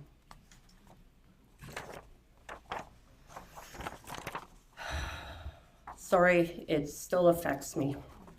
In 2021, when healthcare professionals were mandated, it wasn't a law then, they were mandated, Our president had said, please do not do this because we may actually lose more nurses and we will have a greater nursing shortage. She resigned a week later from that statement. Was she on her own accord or was she forced? We'll never know. BCNU VP went on sick leave, the CEO went on leave, and only the treasurer remained. We had no leadership in the executive. We did have a law firm from HHBG, a lawyer who is working for that firm and today is still working for that firm and is now our interim CEO. Is there a conflict of interest? Ask yourself that. I wanted to tell you that Dr. David Martin identifies the World Health Organization as a criminal racketeering organization funded by eugenicists, which has been since 1953 exclusively a vaccine-promoting enterprise for the benefit of people who have a commercial interest in vaccine.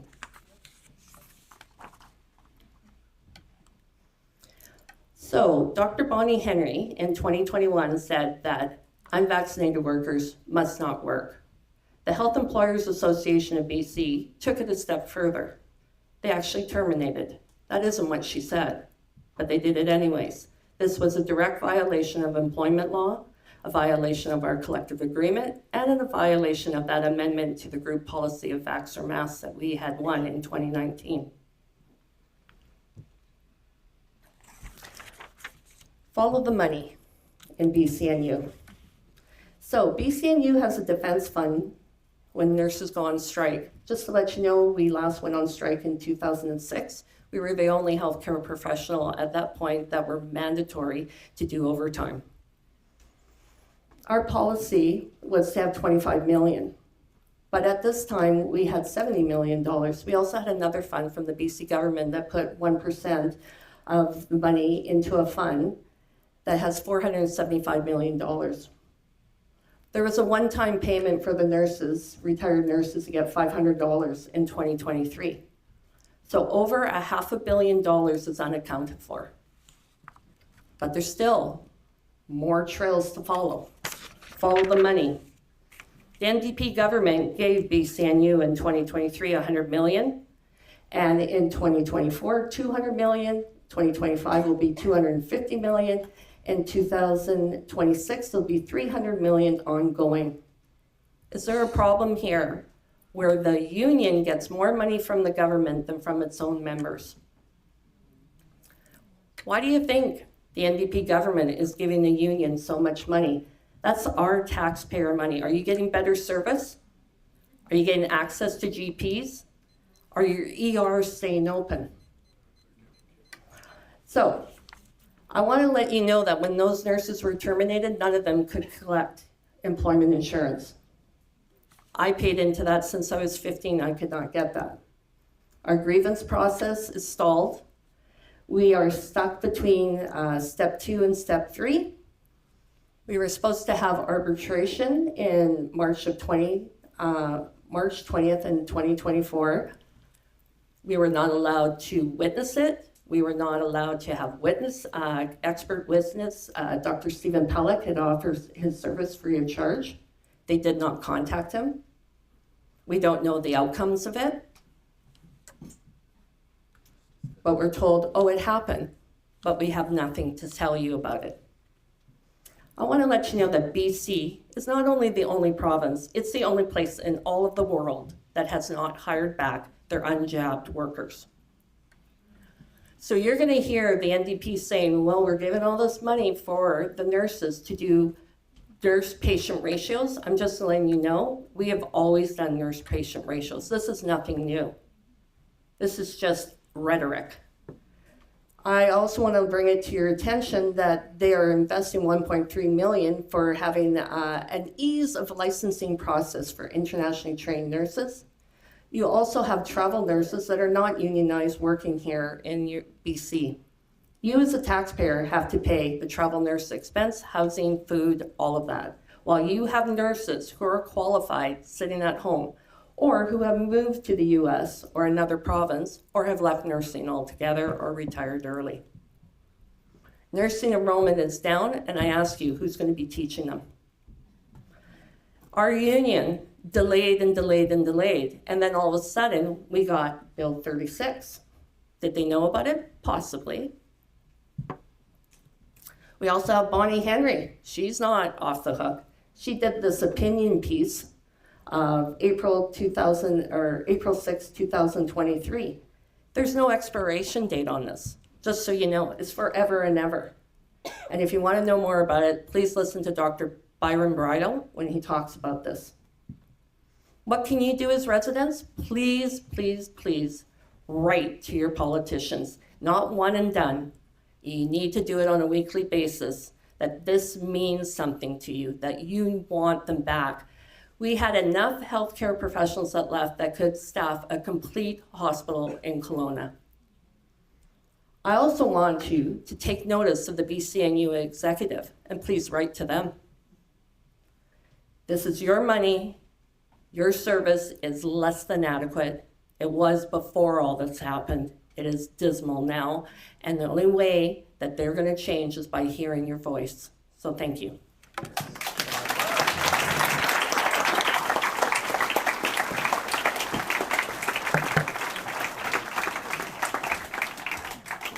Thank you, Lisa.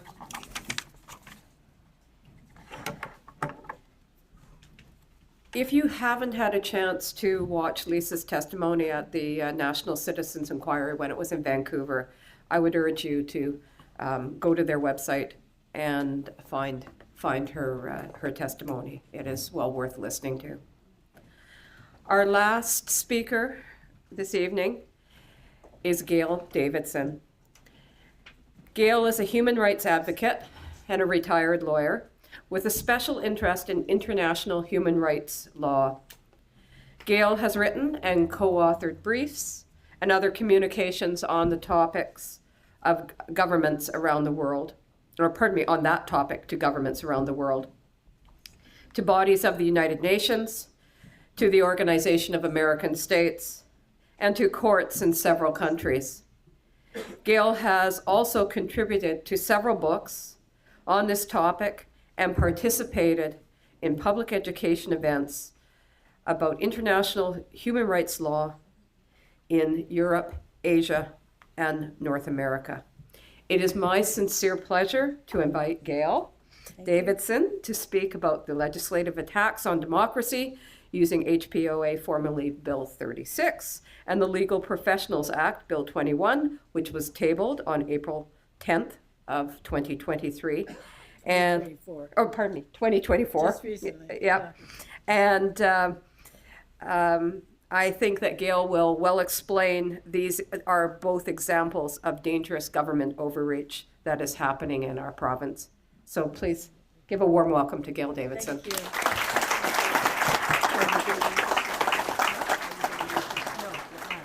I don't want any slides. Hi, everybody. Thank you very much for being here. I'm going to press my little timer so that I don't go over time.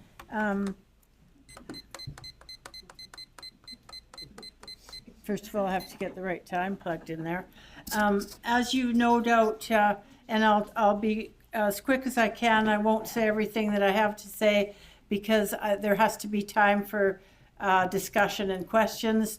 What I want to point out is the threat to democracy, the threat to rights, the threat to the rule of law in British Columbia by the passage of undemocratic passage of bills that don't have any legitimate public purpose and that restrict or extinguish rights, even rights that under international law cannot be restricted. The first right that these bills, I'm going to focus on two bills. I'm going to focus on Bill 36, the Health Professions and Occupations Act, or the HPOA, that Dr. Malthouse has referred to, and also Dr. Klein and also Lisa referred to. And I'm going to refer to the recently tabled in the Legislative Assembly Bill 21, which is meant to replace the current Legal Professions Act. And a curious and alarming thing about the two proposed bills is there's a lot of provisions in them that are exactly identical, and they're very similar. One of the very similar things of them that both acts, as with the Emergency Preparedness Act and the bills 44, 46, and 47, the Health Professions and Occupations Act and the Bill 21 were tabled and passed the Health Professions and Occupations was improperly passed, but they were introduced without the process required for lawful lawmaking in a democracy.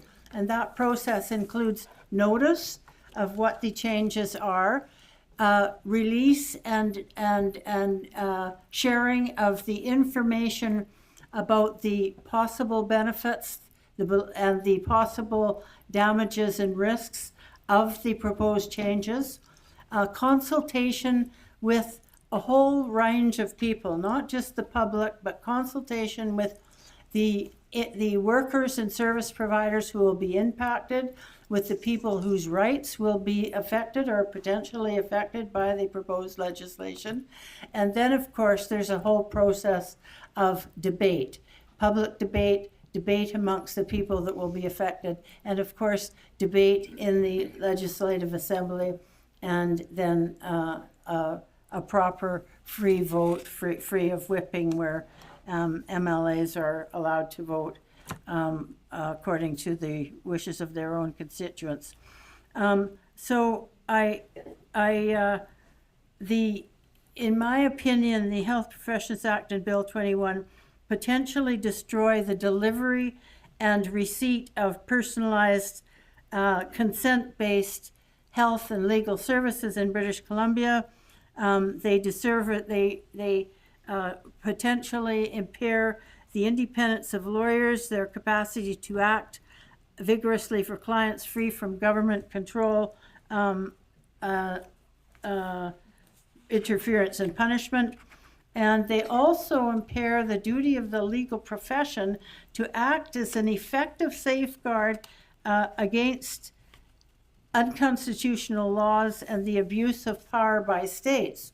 And so this is a very important statute for anybody that wants to clear the way for further undemocratic laws. And it's been known for a long, long time that one of the things to clear the way for the imposition of tyranny is first get rid of all the lawyers. So you look like, even in 1594, the year that the Shakespeare's play Henry VI was published, you have a character in there called Dick the Butcher, who satirically says, first, let's kill all the lawyers. And now this doesn't exactly literally kill the lawyers, but it certainly makes them really not really capable to be the lawyers that are supposed to be protecting your interests. Both bills are huge. One of them 276 pages long. The Legal Professions Act is quite short, a little bit shorter, 194. Both bills are very have faced very stiff opposition. The Health Professions and Occupations Act, some of the opposition has taken the form of a petition to the Legislative Assembly with 17,000 signatures, over 5,000 postcards to the Legislative Assembly, and many other forms of opposition.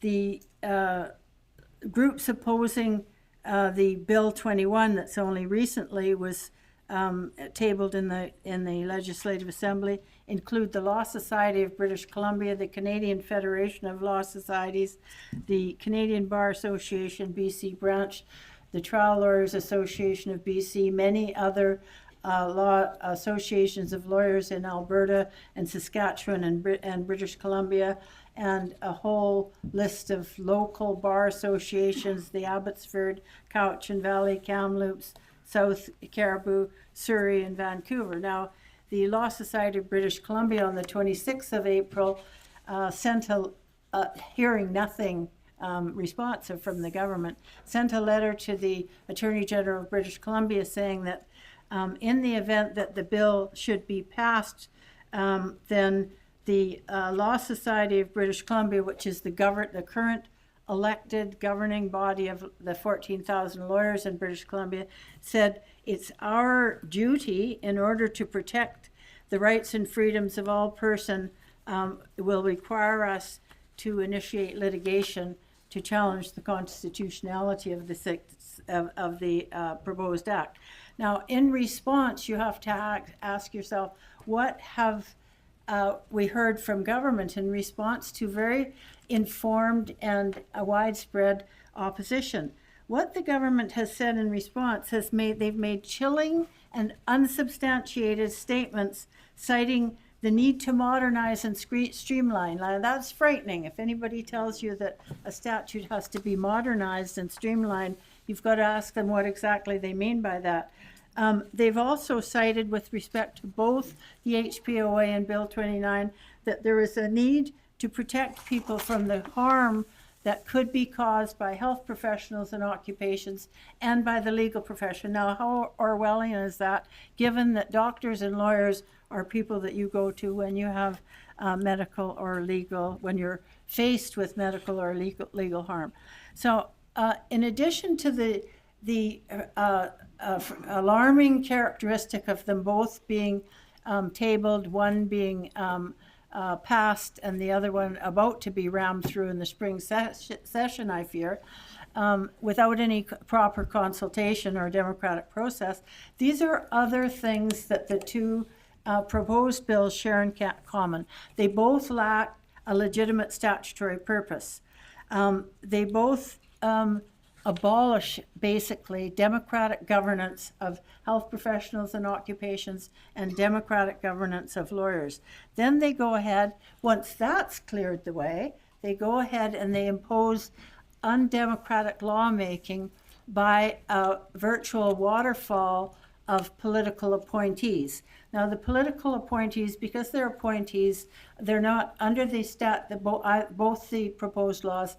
The appointees aren't required to be accountable. Of course, they're unelected, and we can reasonably assume that they will likely be incompetent. Yes, and that's only reasonable to assume. Both of the statutes create offenses that violate the principle of legality and the principle of predictability and your freedom from ex post facto laws, which I'll explain to you in a minute. They both create severe penalties that probably, some of them in some circumstances, violate the Canadian Charter of Rights and Freedoms prohibition against imposing cruel and unusual punishment. Now, that's very sobering, isn't it? They authorize violation, as you've already heard, of both patient and client confidentiality, again by many appointees. I'll just call them appointees. I consider them political appointees. Of course, other people could argue with me about that. They authorize adoption of, as Dr. Kind said, both acts authorize appointees to adopt, without any restrictions, adopt any law from any country anywhere, or adopt any rule or standard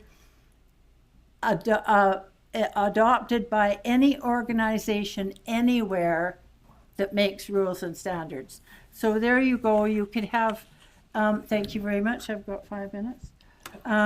Okay, so I'm going to skip along there. It violates a number of your freedoms, including your rights and freedoms are all interconnected. So once your right to democracy, your right to elect your government, and your right to have your government respond to your to what they've promised to do and what you want them to do, then a lot of your other rights fall. So many of your health rights are gone, or they're impaired, and your legal rights, your right to a representation by a lawyer of your choice. But let me just talk, I've only got three and a half minutes left. Let me just tell you about the offense sections, because those are pretty frightening. So what your freedom from ex post facto and vague and there's your freedom from ex post facto laws, which says you can't be held accountable for a law that's passed after the act's been committed. The other prohibition there, where you can't be held accountable for laws that are so vague and broad that they can be used to capture virtually any lawful act. Now, I'll just give you a couple of recent examples of conviction and sentencing in Saudi Arabia that will show you how much we have to be careful of that. In Saudi Arabia recently, a young woman was sentenced to 11 years in prison under the Saudi law of providing material support to terrorism. And what she had done is she had been online supporting women's rights in Saudi Arabia. A little bit before her conviction and sentencing, another woman in Saudi Arabia was sentenced to 34 years in prison for twittering from her home in England. She got arrested when she went home to Saudi Arabia to visit. She twittered that Saudi Arabia's guardianship law should be considered for repeal and abolition. So that's the potential of both of these statutes. The severity of the punishment, I just want to mention under both the statutes, the person committing, saying something was considered false and misleading, for instance, can be sentenced for up to 2 years in jail, an individual fined up to $200,000, and a corporation or the employees or anybody else who's acquiesced to the offense in the corporation up to $500,000. And both statutes allow that for any offense that continues, then the additional penalties can be applied for each day of the offense. So for instance, if it was information considered false posted on an online account, so for every day, so you see, you just have to shout what would be the public purpose in that, but Lee Kuan Yew in Singapore used this way of bankrupting, of crippling people, of stripping them of their employment and then stripping them with fines of their assets and jailing them for a while and letting them out. They'd be completely impecunious. That was a very effective means of control. So just jumping now to the end of my talk, because I've only got 44 seconds left. What I'm asking of you tonight, and thank you very much for being here, I'm asking you to exercise your right, your democratic right, to somehow make your voice heard, to peacefully say, absolutely not. There is something wrong here. And what is wrong is the method of passing laws and the content of the laws.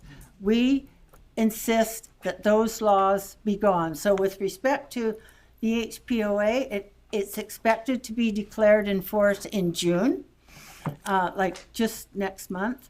You have to shout loud and clear, no, it cannot be enforced. We know of nobody with expertise in the medical field. Just one last thing I'll say, when one of these wonderful speakers that I've learned so much tonight, who spoke tonight, a couple of them said, oh, experts weren't consulted, nobody was consulted. I know you said that, and I know you said that too, Chris, and you said that too, Stephen. Well, let me tell you something. Now, this is just a minor shock compared to other things I've said. Both the Health Professions and Occupations Act and Bill 21 were based in part on separate reports of a man called Harry Courtenay. Now, if you wanted to find somebody who was kind of quintessentially incompetent to do the report, Harry was your man. Harry's from the UK. He does have a history of working for the WEF, which, you have to wonder about that. Many years ago, maybe in the 80s, maybe in the 90s, Harry got a Bachelor of Arts degree in English literature. That's it. He doesn't have direct or indirect, like scholarly learning or experiential learning in medicine, in law, or in the importance of medicine and law to a democratic society. So please, thank you very much for being here and for the advocacy that you're going to do.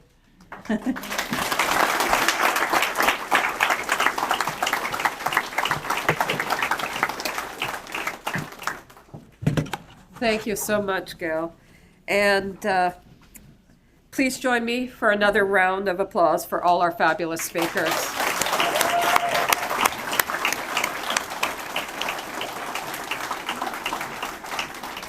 I'd like to invite Lisa Bernard at this time to pass along a little gift to our speakers, our little way of saying thank you on our little meager budget, which was non-existent. Yeah.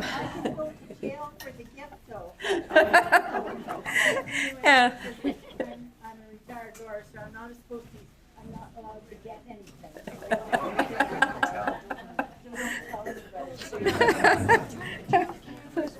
And actually, I should say too, that doctors not allowed to see gifts either, but maybe change their approach to immigration. So I'd invite you to have a bit of a stretch if you're feeling, before we go to the questions. And while you're doing that, I'm going to mention a couple of community events going on. If you didn't, after tonight, haven't had enough of town halls, you can go to Nanaimo tomorrow. There's another town hall in Nanaimo. And if you haven't watched the one in Port Alberni, you can still watch it if you missed it last night. Locally, on the 13th of May, so this coming Monday, we have another event by another group of community concerned citizens.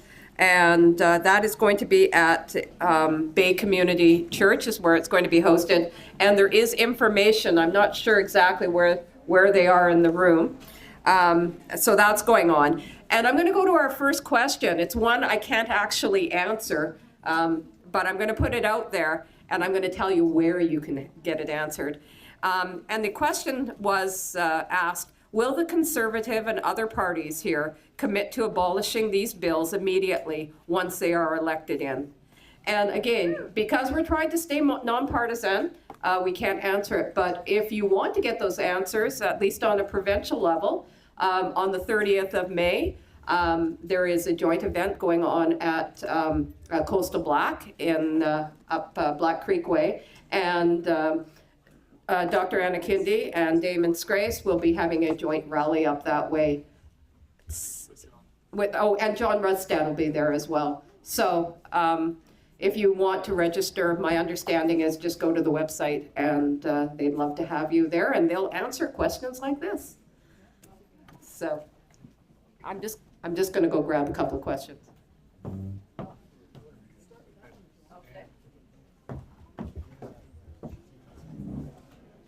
And do you have a microphone over there? No, we don't. Oh.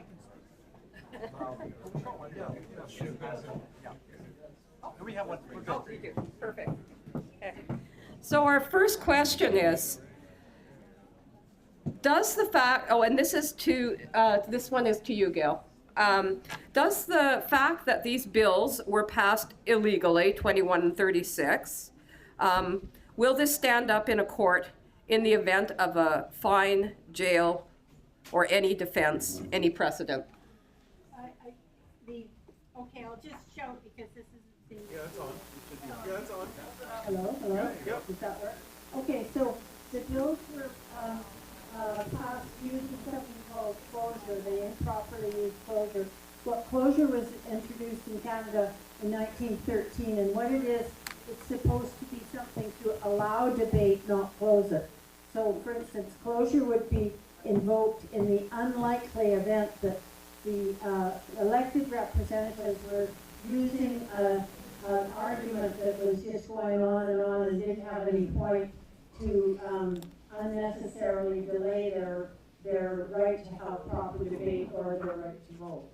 So Has anybody ever litigated that in Canada? No, they haven't, so I don't know the answer to that effect, but I'll bet you anything it would get anywhere. Thank you. Okay, I have a question for Dr. Malthouse. How do we stop them on Bill 31, 44, 46, and 47? I would say that really there are two approaches here. One is the just say no approach, which if someone comes to your property to try to take it away from you, I would say just say no. And the consequences may be that you could be fined or in prison. Yes, that's true. But, and of course you have to gauge the risks. You know, for example, if your house, everything is on fire, you may decide that that's not the wisest thing to do. But some people have known to save their houses and property, you know, just by staying around when the forest fires are told that, you know, it's coming your way type of thing. So just say no to laws which you feel are unjust. I think that may be a reasonable approach. It's up to you. But, and I think the other one is when we get to October, you know who the candidates are in your ridings and to make an informed decision as to who would be the person to reverse those for you and get out and vote. I think that's a really important thing to do. Thank you. This one is for Dr. Kind.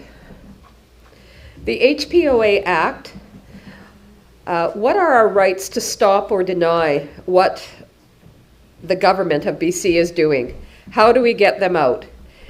Can you deny a doctor from keeping notes on your medical record?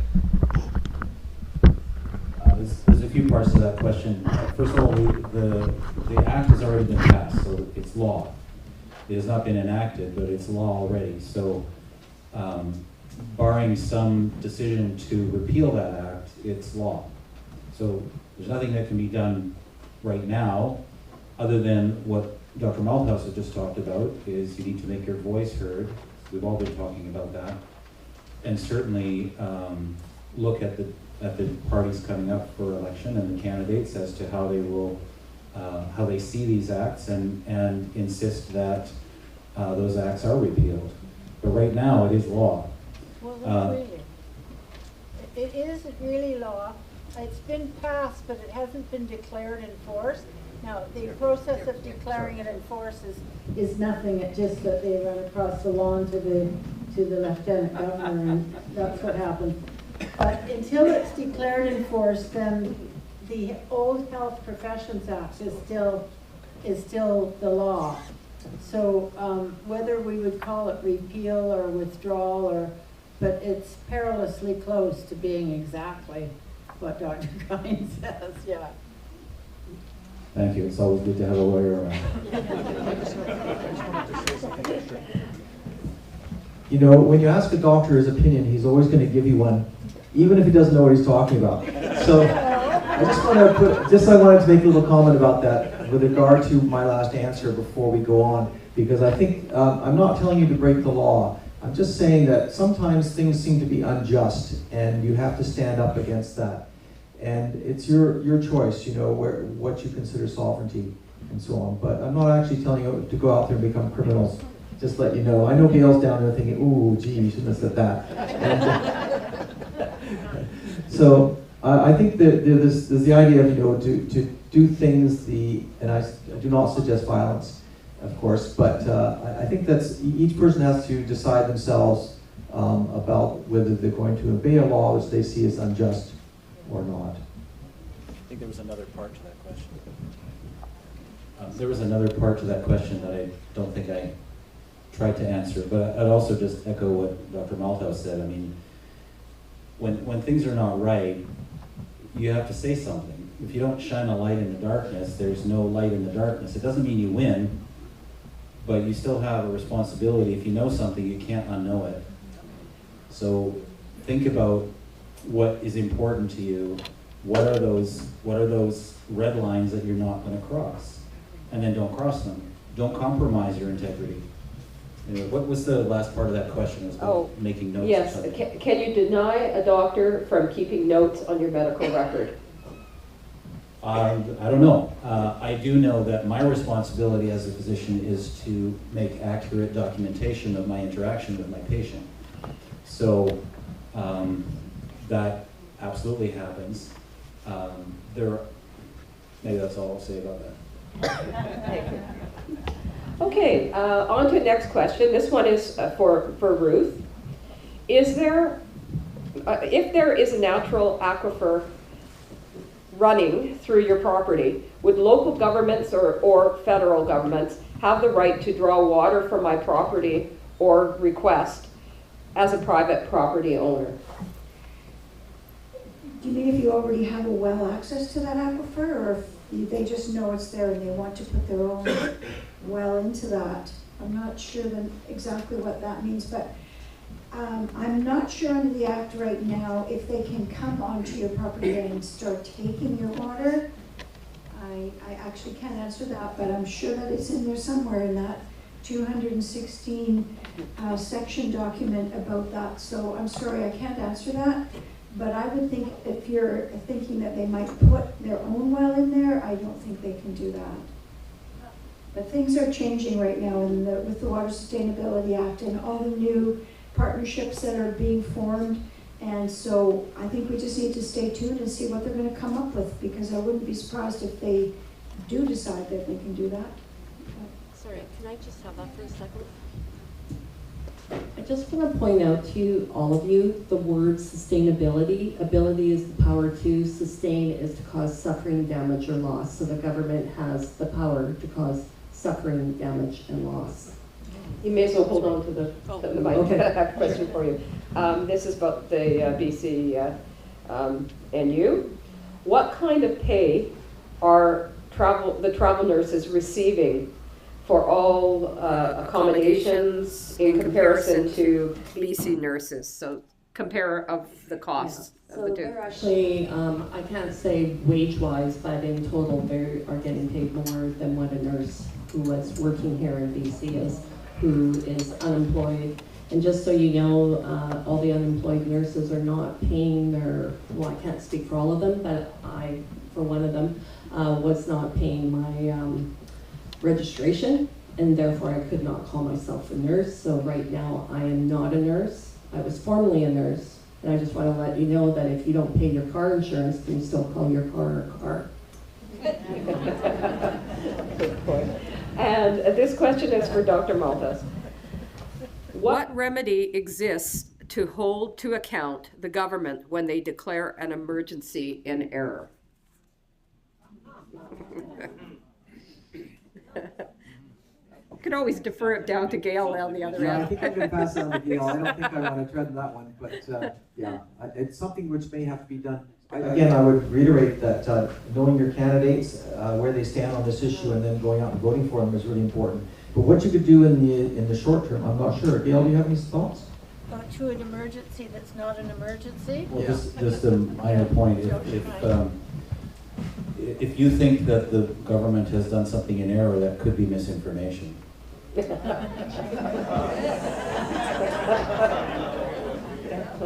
Well, I think you could do one of many things. I just wanted to tell you, like, in a democracy, your right to participate in governance starts with being able to vote.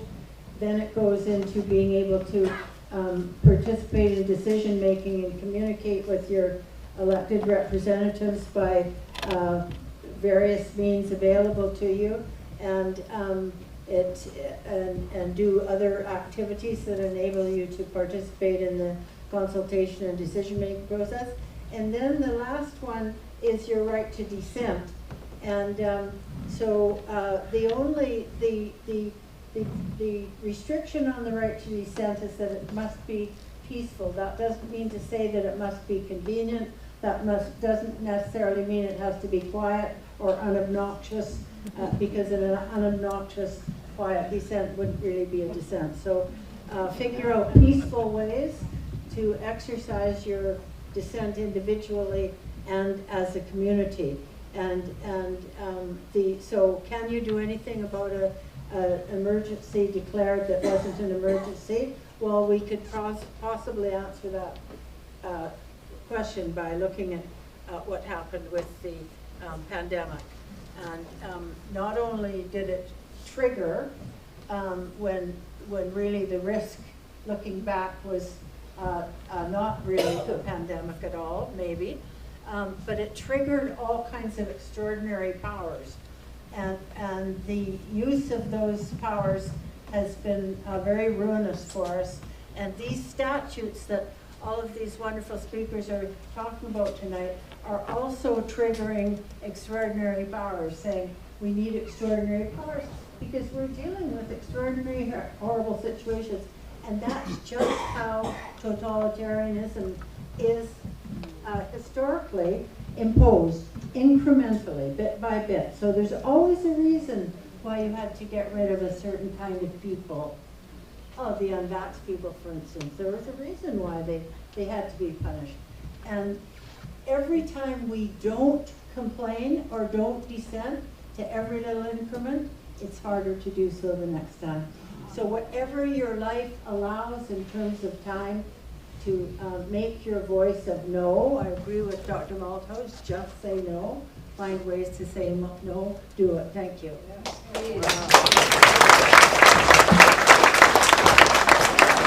Okay, the next question. This one is for Ruth, for Dr. Malthouse, or for Gail. So I'll leave you to decide who's going to answer it, or all of the above. What do you do when the drought water inspectors come on your land property with bulletproof vests and rifles? Every 50 feet, no trespassing signs, no entry with phone number on it. What do you do? I would say with that kind of aggression, you do what you're told. I think if you are at risk for injury or danger, you have to obey.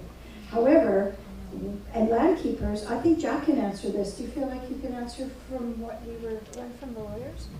Yes, we have a member with land keepers. He's one of the board directors, and he's an ex-RCMP, senior officer in the RCMP, and he's went to the RCMP and a group of the people, and they looked at the laws that you can fall behind. And they then sent that information to our lawyer at Cox and Taylor in Victoria, and they just produced a paper which we're going to have online, which people can use if you see it, and when they come there you have this set of rules or what you respond to the people coming on. So each one, I can't tell you everything, but you'll see it online very soon, and you print it out, have it there, and you can follow that if the people come on your property. Also, I realize that we do have a fairly good posting because apparently it's not enough to say no trespassing. It's not the right wording, but we will actually have that wording so people can post it, and you have to post it all around your property, not just at your gate. And we will also have that wording online on the Landkeepers website. So this has just come together in the last little while, so it hasn't got put online yet, but we will get that out really soon. You know, it doesn't seem so nice to your neighbors to have these no trespassing signs up there. I thought, it looks so inhospitable. Could you just put them around your well, like at a certain distance? And, I guess maybe the answer is no to that one. I don't think it's the well they're coming for, I think it's you. Now, I don't recommend anybody doing this, but I'll tell you what occurred at my house. Coming into our property, we have quite a large bridge, and people came in from the regional board and said I wasn't allowed to do this or that. And so in the waste disposal business, we have a lot of large trucks. So while they were in there, I went out back to Shaw, took a truck and parked it on the bridge. And then I got in my pickup and left. And 3 hours later, they were still sitting in my property. Eventually, I came back and removed the truck. They drove away, and I haven't seen them since.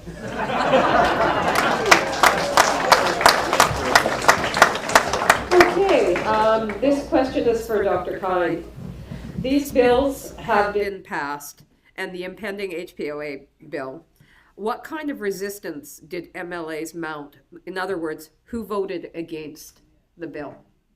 I don't know that detail, but I do know that the official opposition, the BC United Party, and the Conservatives have spoken a lot about against that bill. I'm not sure where each party sits on the actual issues of whether they repeal or not. But again, it was kind of new in the legislature because of the invoking of closure. So while there was debate and disagreement about the various passages, it was passed just because the NDP has a majority. Yeah. Actually, if you look at the Hansard, you'll see that only one person, only John Ruskat, voted against the HPOA. Everyone else voted for it or abstained. Okay, on to the next question. This one is for Lisa, or it could be for Dr. Khan, or it could be for Dr. Maltos.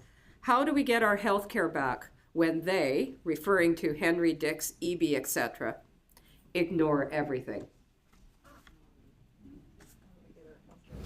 That's pretty complex, actually, that question. Yeah. Because it's what was the quality of our health care before, and do we really want that level back? No. I would say probably not. I think we need to go forward. And probably some of the difficulties we're experiencing are more like an impetus to push us to do better next time. And I think that's going to require quite a few things. I would say some of the ones that just come off the top of my head, one would be ethics. Bringing ethics back into medicine. That's obviously been missing in the last 4 years. Of course, a lot of people were psyoped, and because of that, they thought they were doing the right thing, but they were not. And I would say the other one is we need to, and perhaps certainly Christoph can speak to this because it's to do with integrative medicine and bringing back some of the older ways which were more successful at healing people rather than just putting them into a revolving door where they go out and they come back and they go out and they come back. Yeah, I think ultimately we need a different system.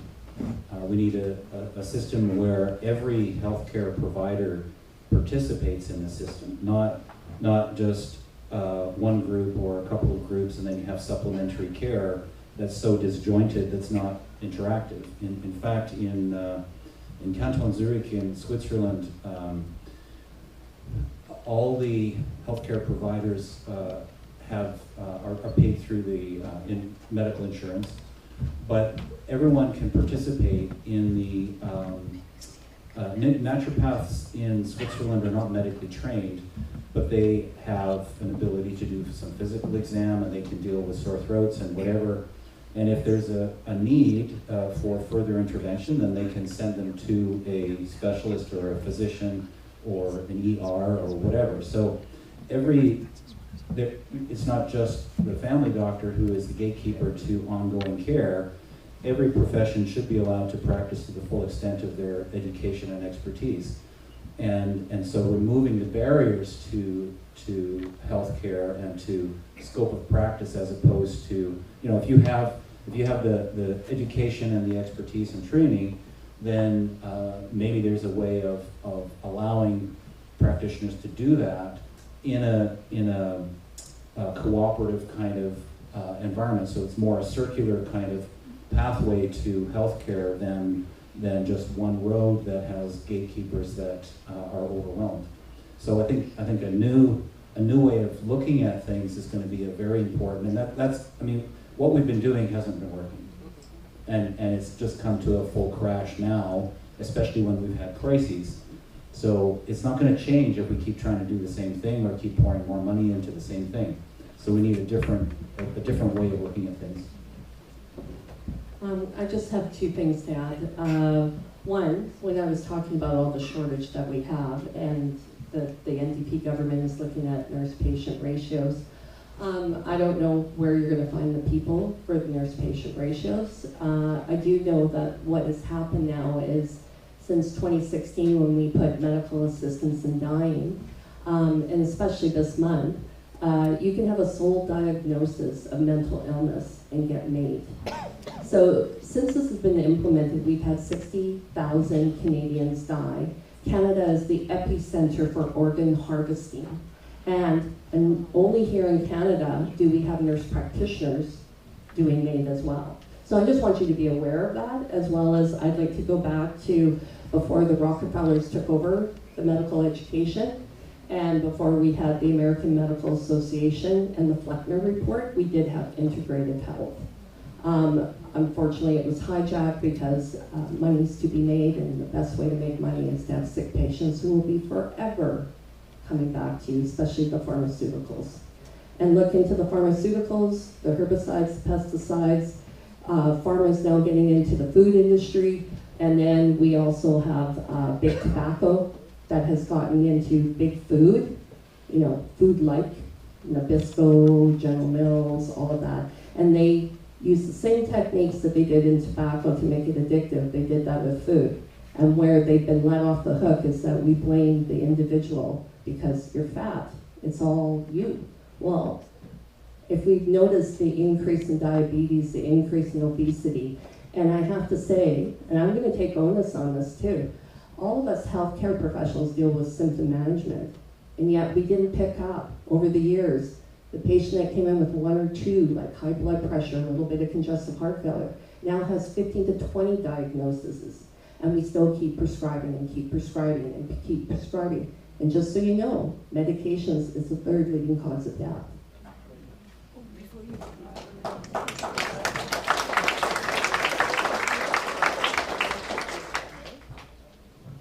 So I'm gonna, one last question here. I've got a few, but we're just about to end the time here. Municipalities are creating OCP plans with dedicated heritage parts of towns, town hubs, and higher density, etc. Should provincial guidelines follow new local OCP or override them?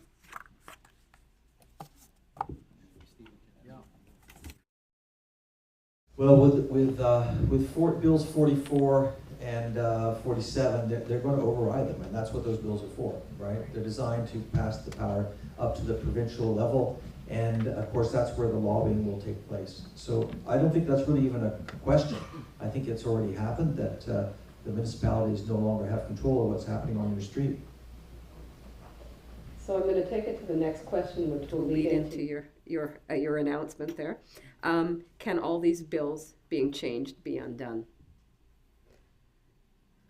Well, I think we've kind of addressed this to a certain extent, Yeah. right? Whether they be undone by just opposing them in the immediate situation, or whether it's something that's going to require your representative to do it once they get into the legislature. So, I think you're probably talking about this, isn't it? This is a postcard. We actually created a postcard campaign, and the reason we did that is because sending in a postcard is a pretty easy thing to do, and so we created one for everyone that you could easily put your name on and send to either send it directly to your MLA, or you can send it to a central depot where we will pack them all together and send them. And we've already sent more than 5,000 to the MLAs in the legislature using this program. But there's two things about this. One is to get them the cards, and they may just use them as coasters for the next beer or something. But I think the more important is to help to create activists. In other words, you have to get off the chair and do something. And even something small is enough to kind of create that activism sort of motivation, that nature. It's a bit like training a horse in a way. You kind of ride it along with another horse for a while, and then you can let it go and it will do what you tell it. But I think creating activists is key. We've become, I would say, I suppose in the nanny state we expect it to open our mouths and be fed. We don't have to do anything for it, but we have to change that. And that was the key behind this. So and I know many people here are activists, so I'm not criticizing you in any way. But if you want to do a postcard, because we're going to do the last bit of these, it's going to be sent in this next week. We do have some at the back there, which if you put your signature on the back, and I'll just read it what it says, because it's to do with Bill HPO, the HPOA, the Health Professional Occupations Act, where you will no longer have individual care from your doctor. It'll be state care. And you won't have the privacy of being able to keep your medical records to yourself. They'll go to anyone who the government official thinks should have a look at them, and you won't be able to do anything about it. And a lot of doctors have been fighting to keep your privacy, and have suffered it, particularly in Ontario. But anyway, on the front it says your health care is at risk. Doctor, I'd like your medical opinion, says the mother, and the doctor says, sorry, I have to give you a political one. And the child says, why? And the doctor says, because under Bill 36, I would get a $200,000 fine and go to jail. I think there's someplace else where the child says, well, hey mom, how far is it to Alberta?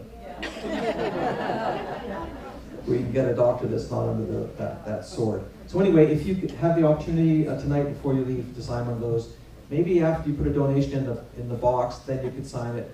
Thank you. Anyway, 2 important things to do. Thanks. So I have, did you want to announce the other card that they can sign to? Yes. Well, as you probably know, there is also an attempt to get rid of natural health products. And Codex Alimentarius, this happened in Europe as well, where now if you want to get a prescription for if you want to get vitamin C over 50 milligrams, you have to get a prescription from your doctor. That same sort of thing, the ability to control natural health products is coming to Canada. Well, it's already here because it's in sections, I think it's 400 to 404 of the, kind of buried away in the in the Budget Act. Anyway, so that's what we need to do, is to try to get that reversed, and there is actually a petition to do that, because there's also a bill in front of the federal legislature to reverse that those clauses which have been controlling natural health products. They're doing it by actually making it so that natural health products, vitamins, supplements, things like that, will be governed the same way that drugs are governed. And that means that people will have to come with randomized controlled trials to show that they can put that product on the shelves. Previously, we were allowed to use historical data as evidence of effectiveness and safety, but that will be removed because now it will be treated just like you do with, let's say, Tylenol. And we know that there have been no deaths from natural health products in Canada. I've never heard of one, and I don't think we have any record of one in the last 20 years. So it's kind of a way a method which is going to kill the business of natural health products, because they won't be able to afford to do the study necessary to get their products to the market. They're going to leave Canada, they're going to reduce what they put on the shelves, and the prices will be much higher. So if you want to save natural health products in Canada, this is also a good one to sign, to put a stamp on. You don't require anything if you're sending it to the House of Commons in Ottawa. It doesn't require even a stamp. One more thing that you can do. Thank you. I've been asked to also give a little bit more details about the community meeting on May the 13th at Bay Community Church, which is at 1105 Pritchard Road in Comox. And it's going to be about restoring a local agenda over a global agenda. Our local governments are implementing UN directive programs with plans to cut energy use by almost half by 2030 and achieve net zero carbon emissions by 2050. Does anyone really realize what this will look like? How will this impact our community, your privacy rights, your mobility rights, your property rights, your construction costs, water rights, energy security, and the affordability crisis? So if this is of interest to you, and it should be interest to all of us, please try and attend on Monday the 13th at 7 o'clock at Bay Community Church.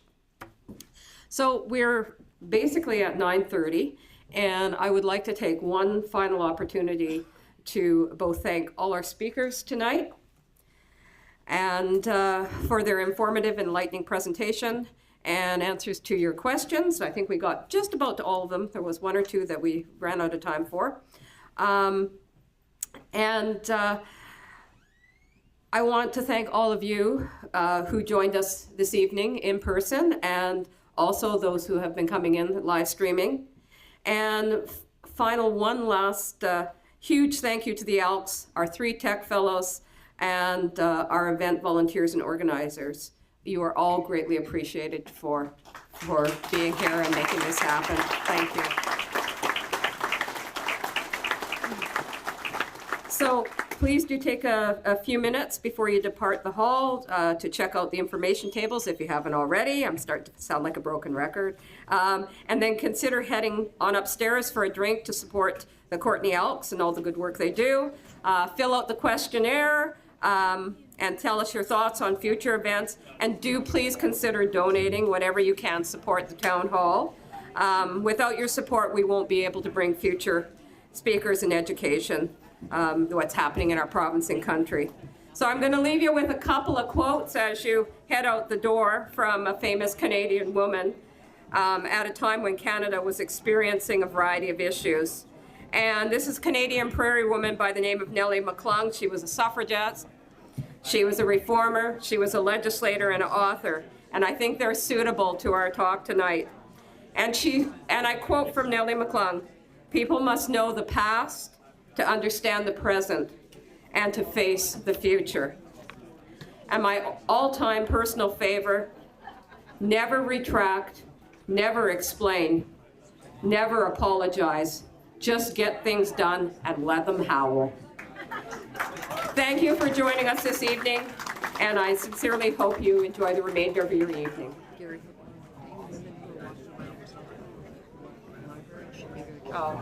I've been asked by the security team, if you are a gal walking to your vehicle, please be very careful or walk with others when you're going by the library, if you're going that way, please.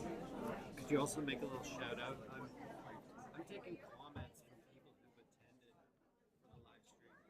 If anybody wants to come and talk to me, just give a comment about the town.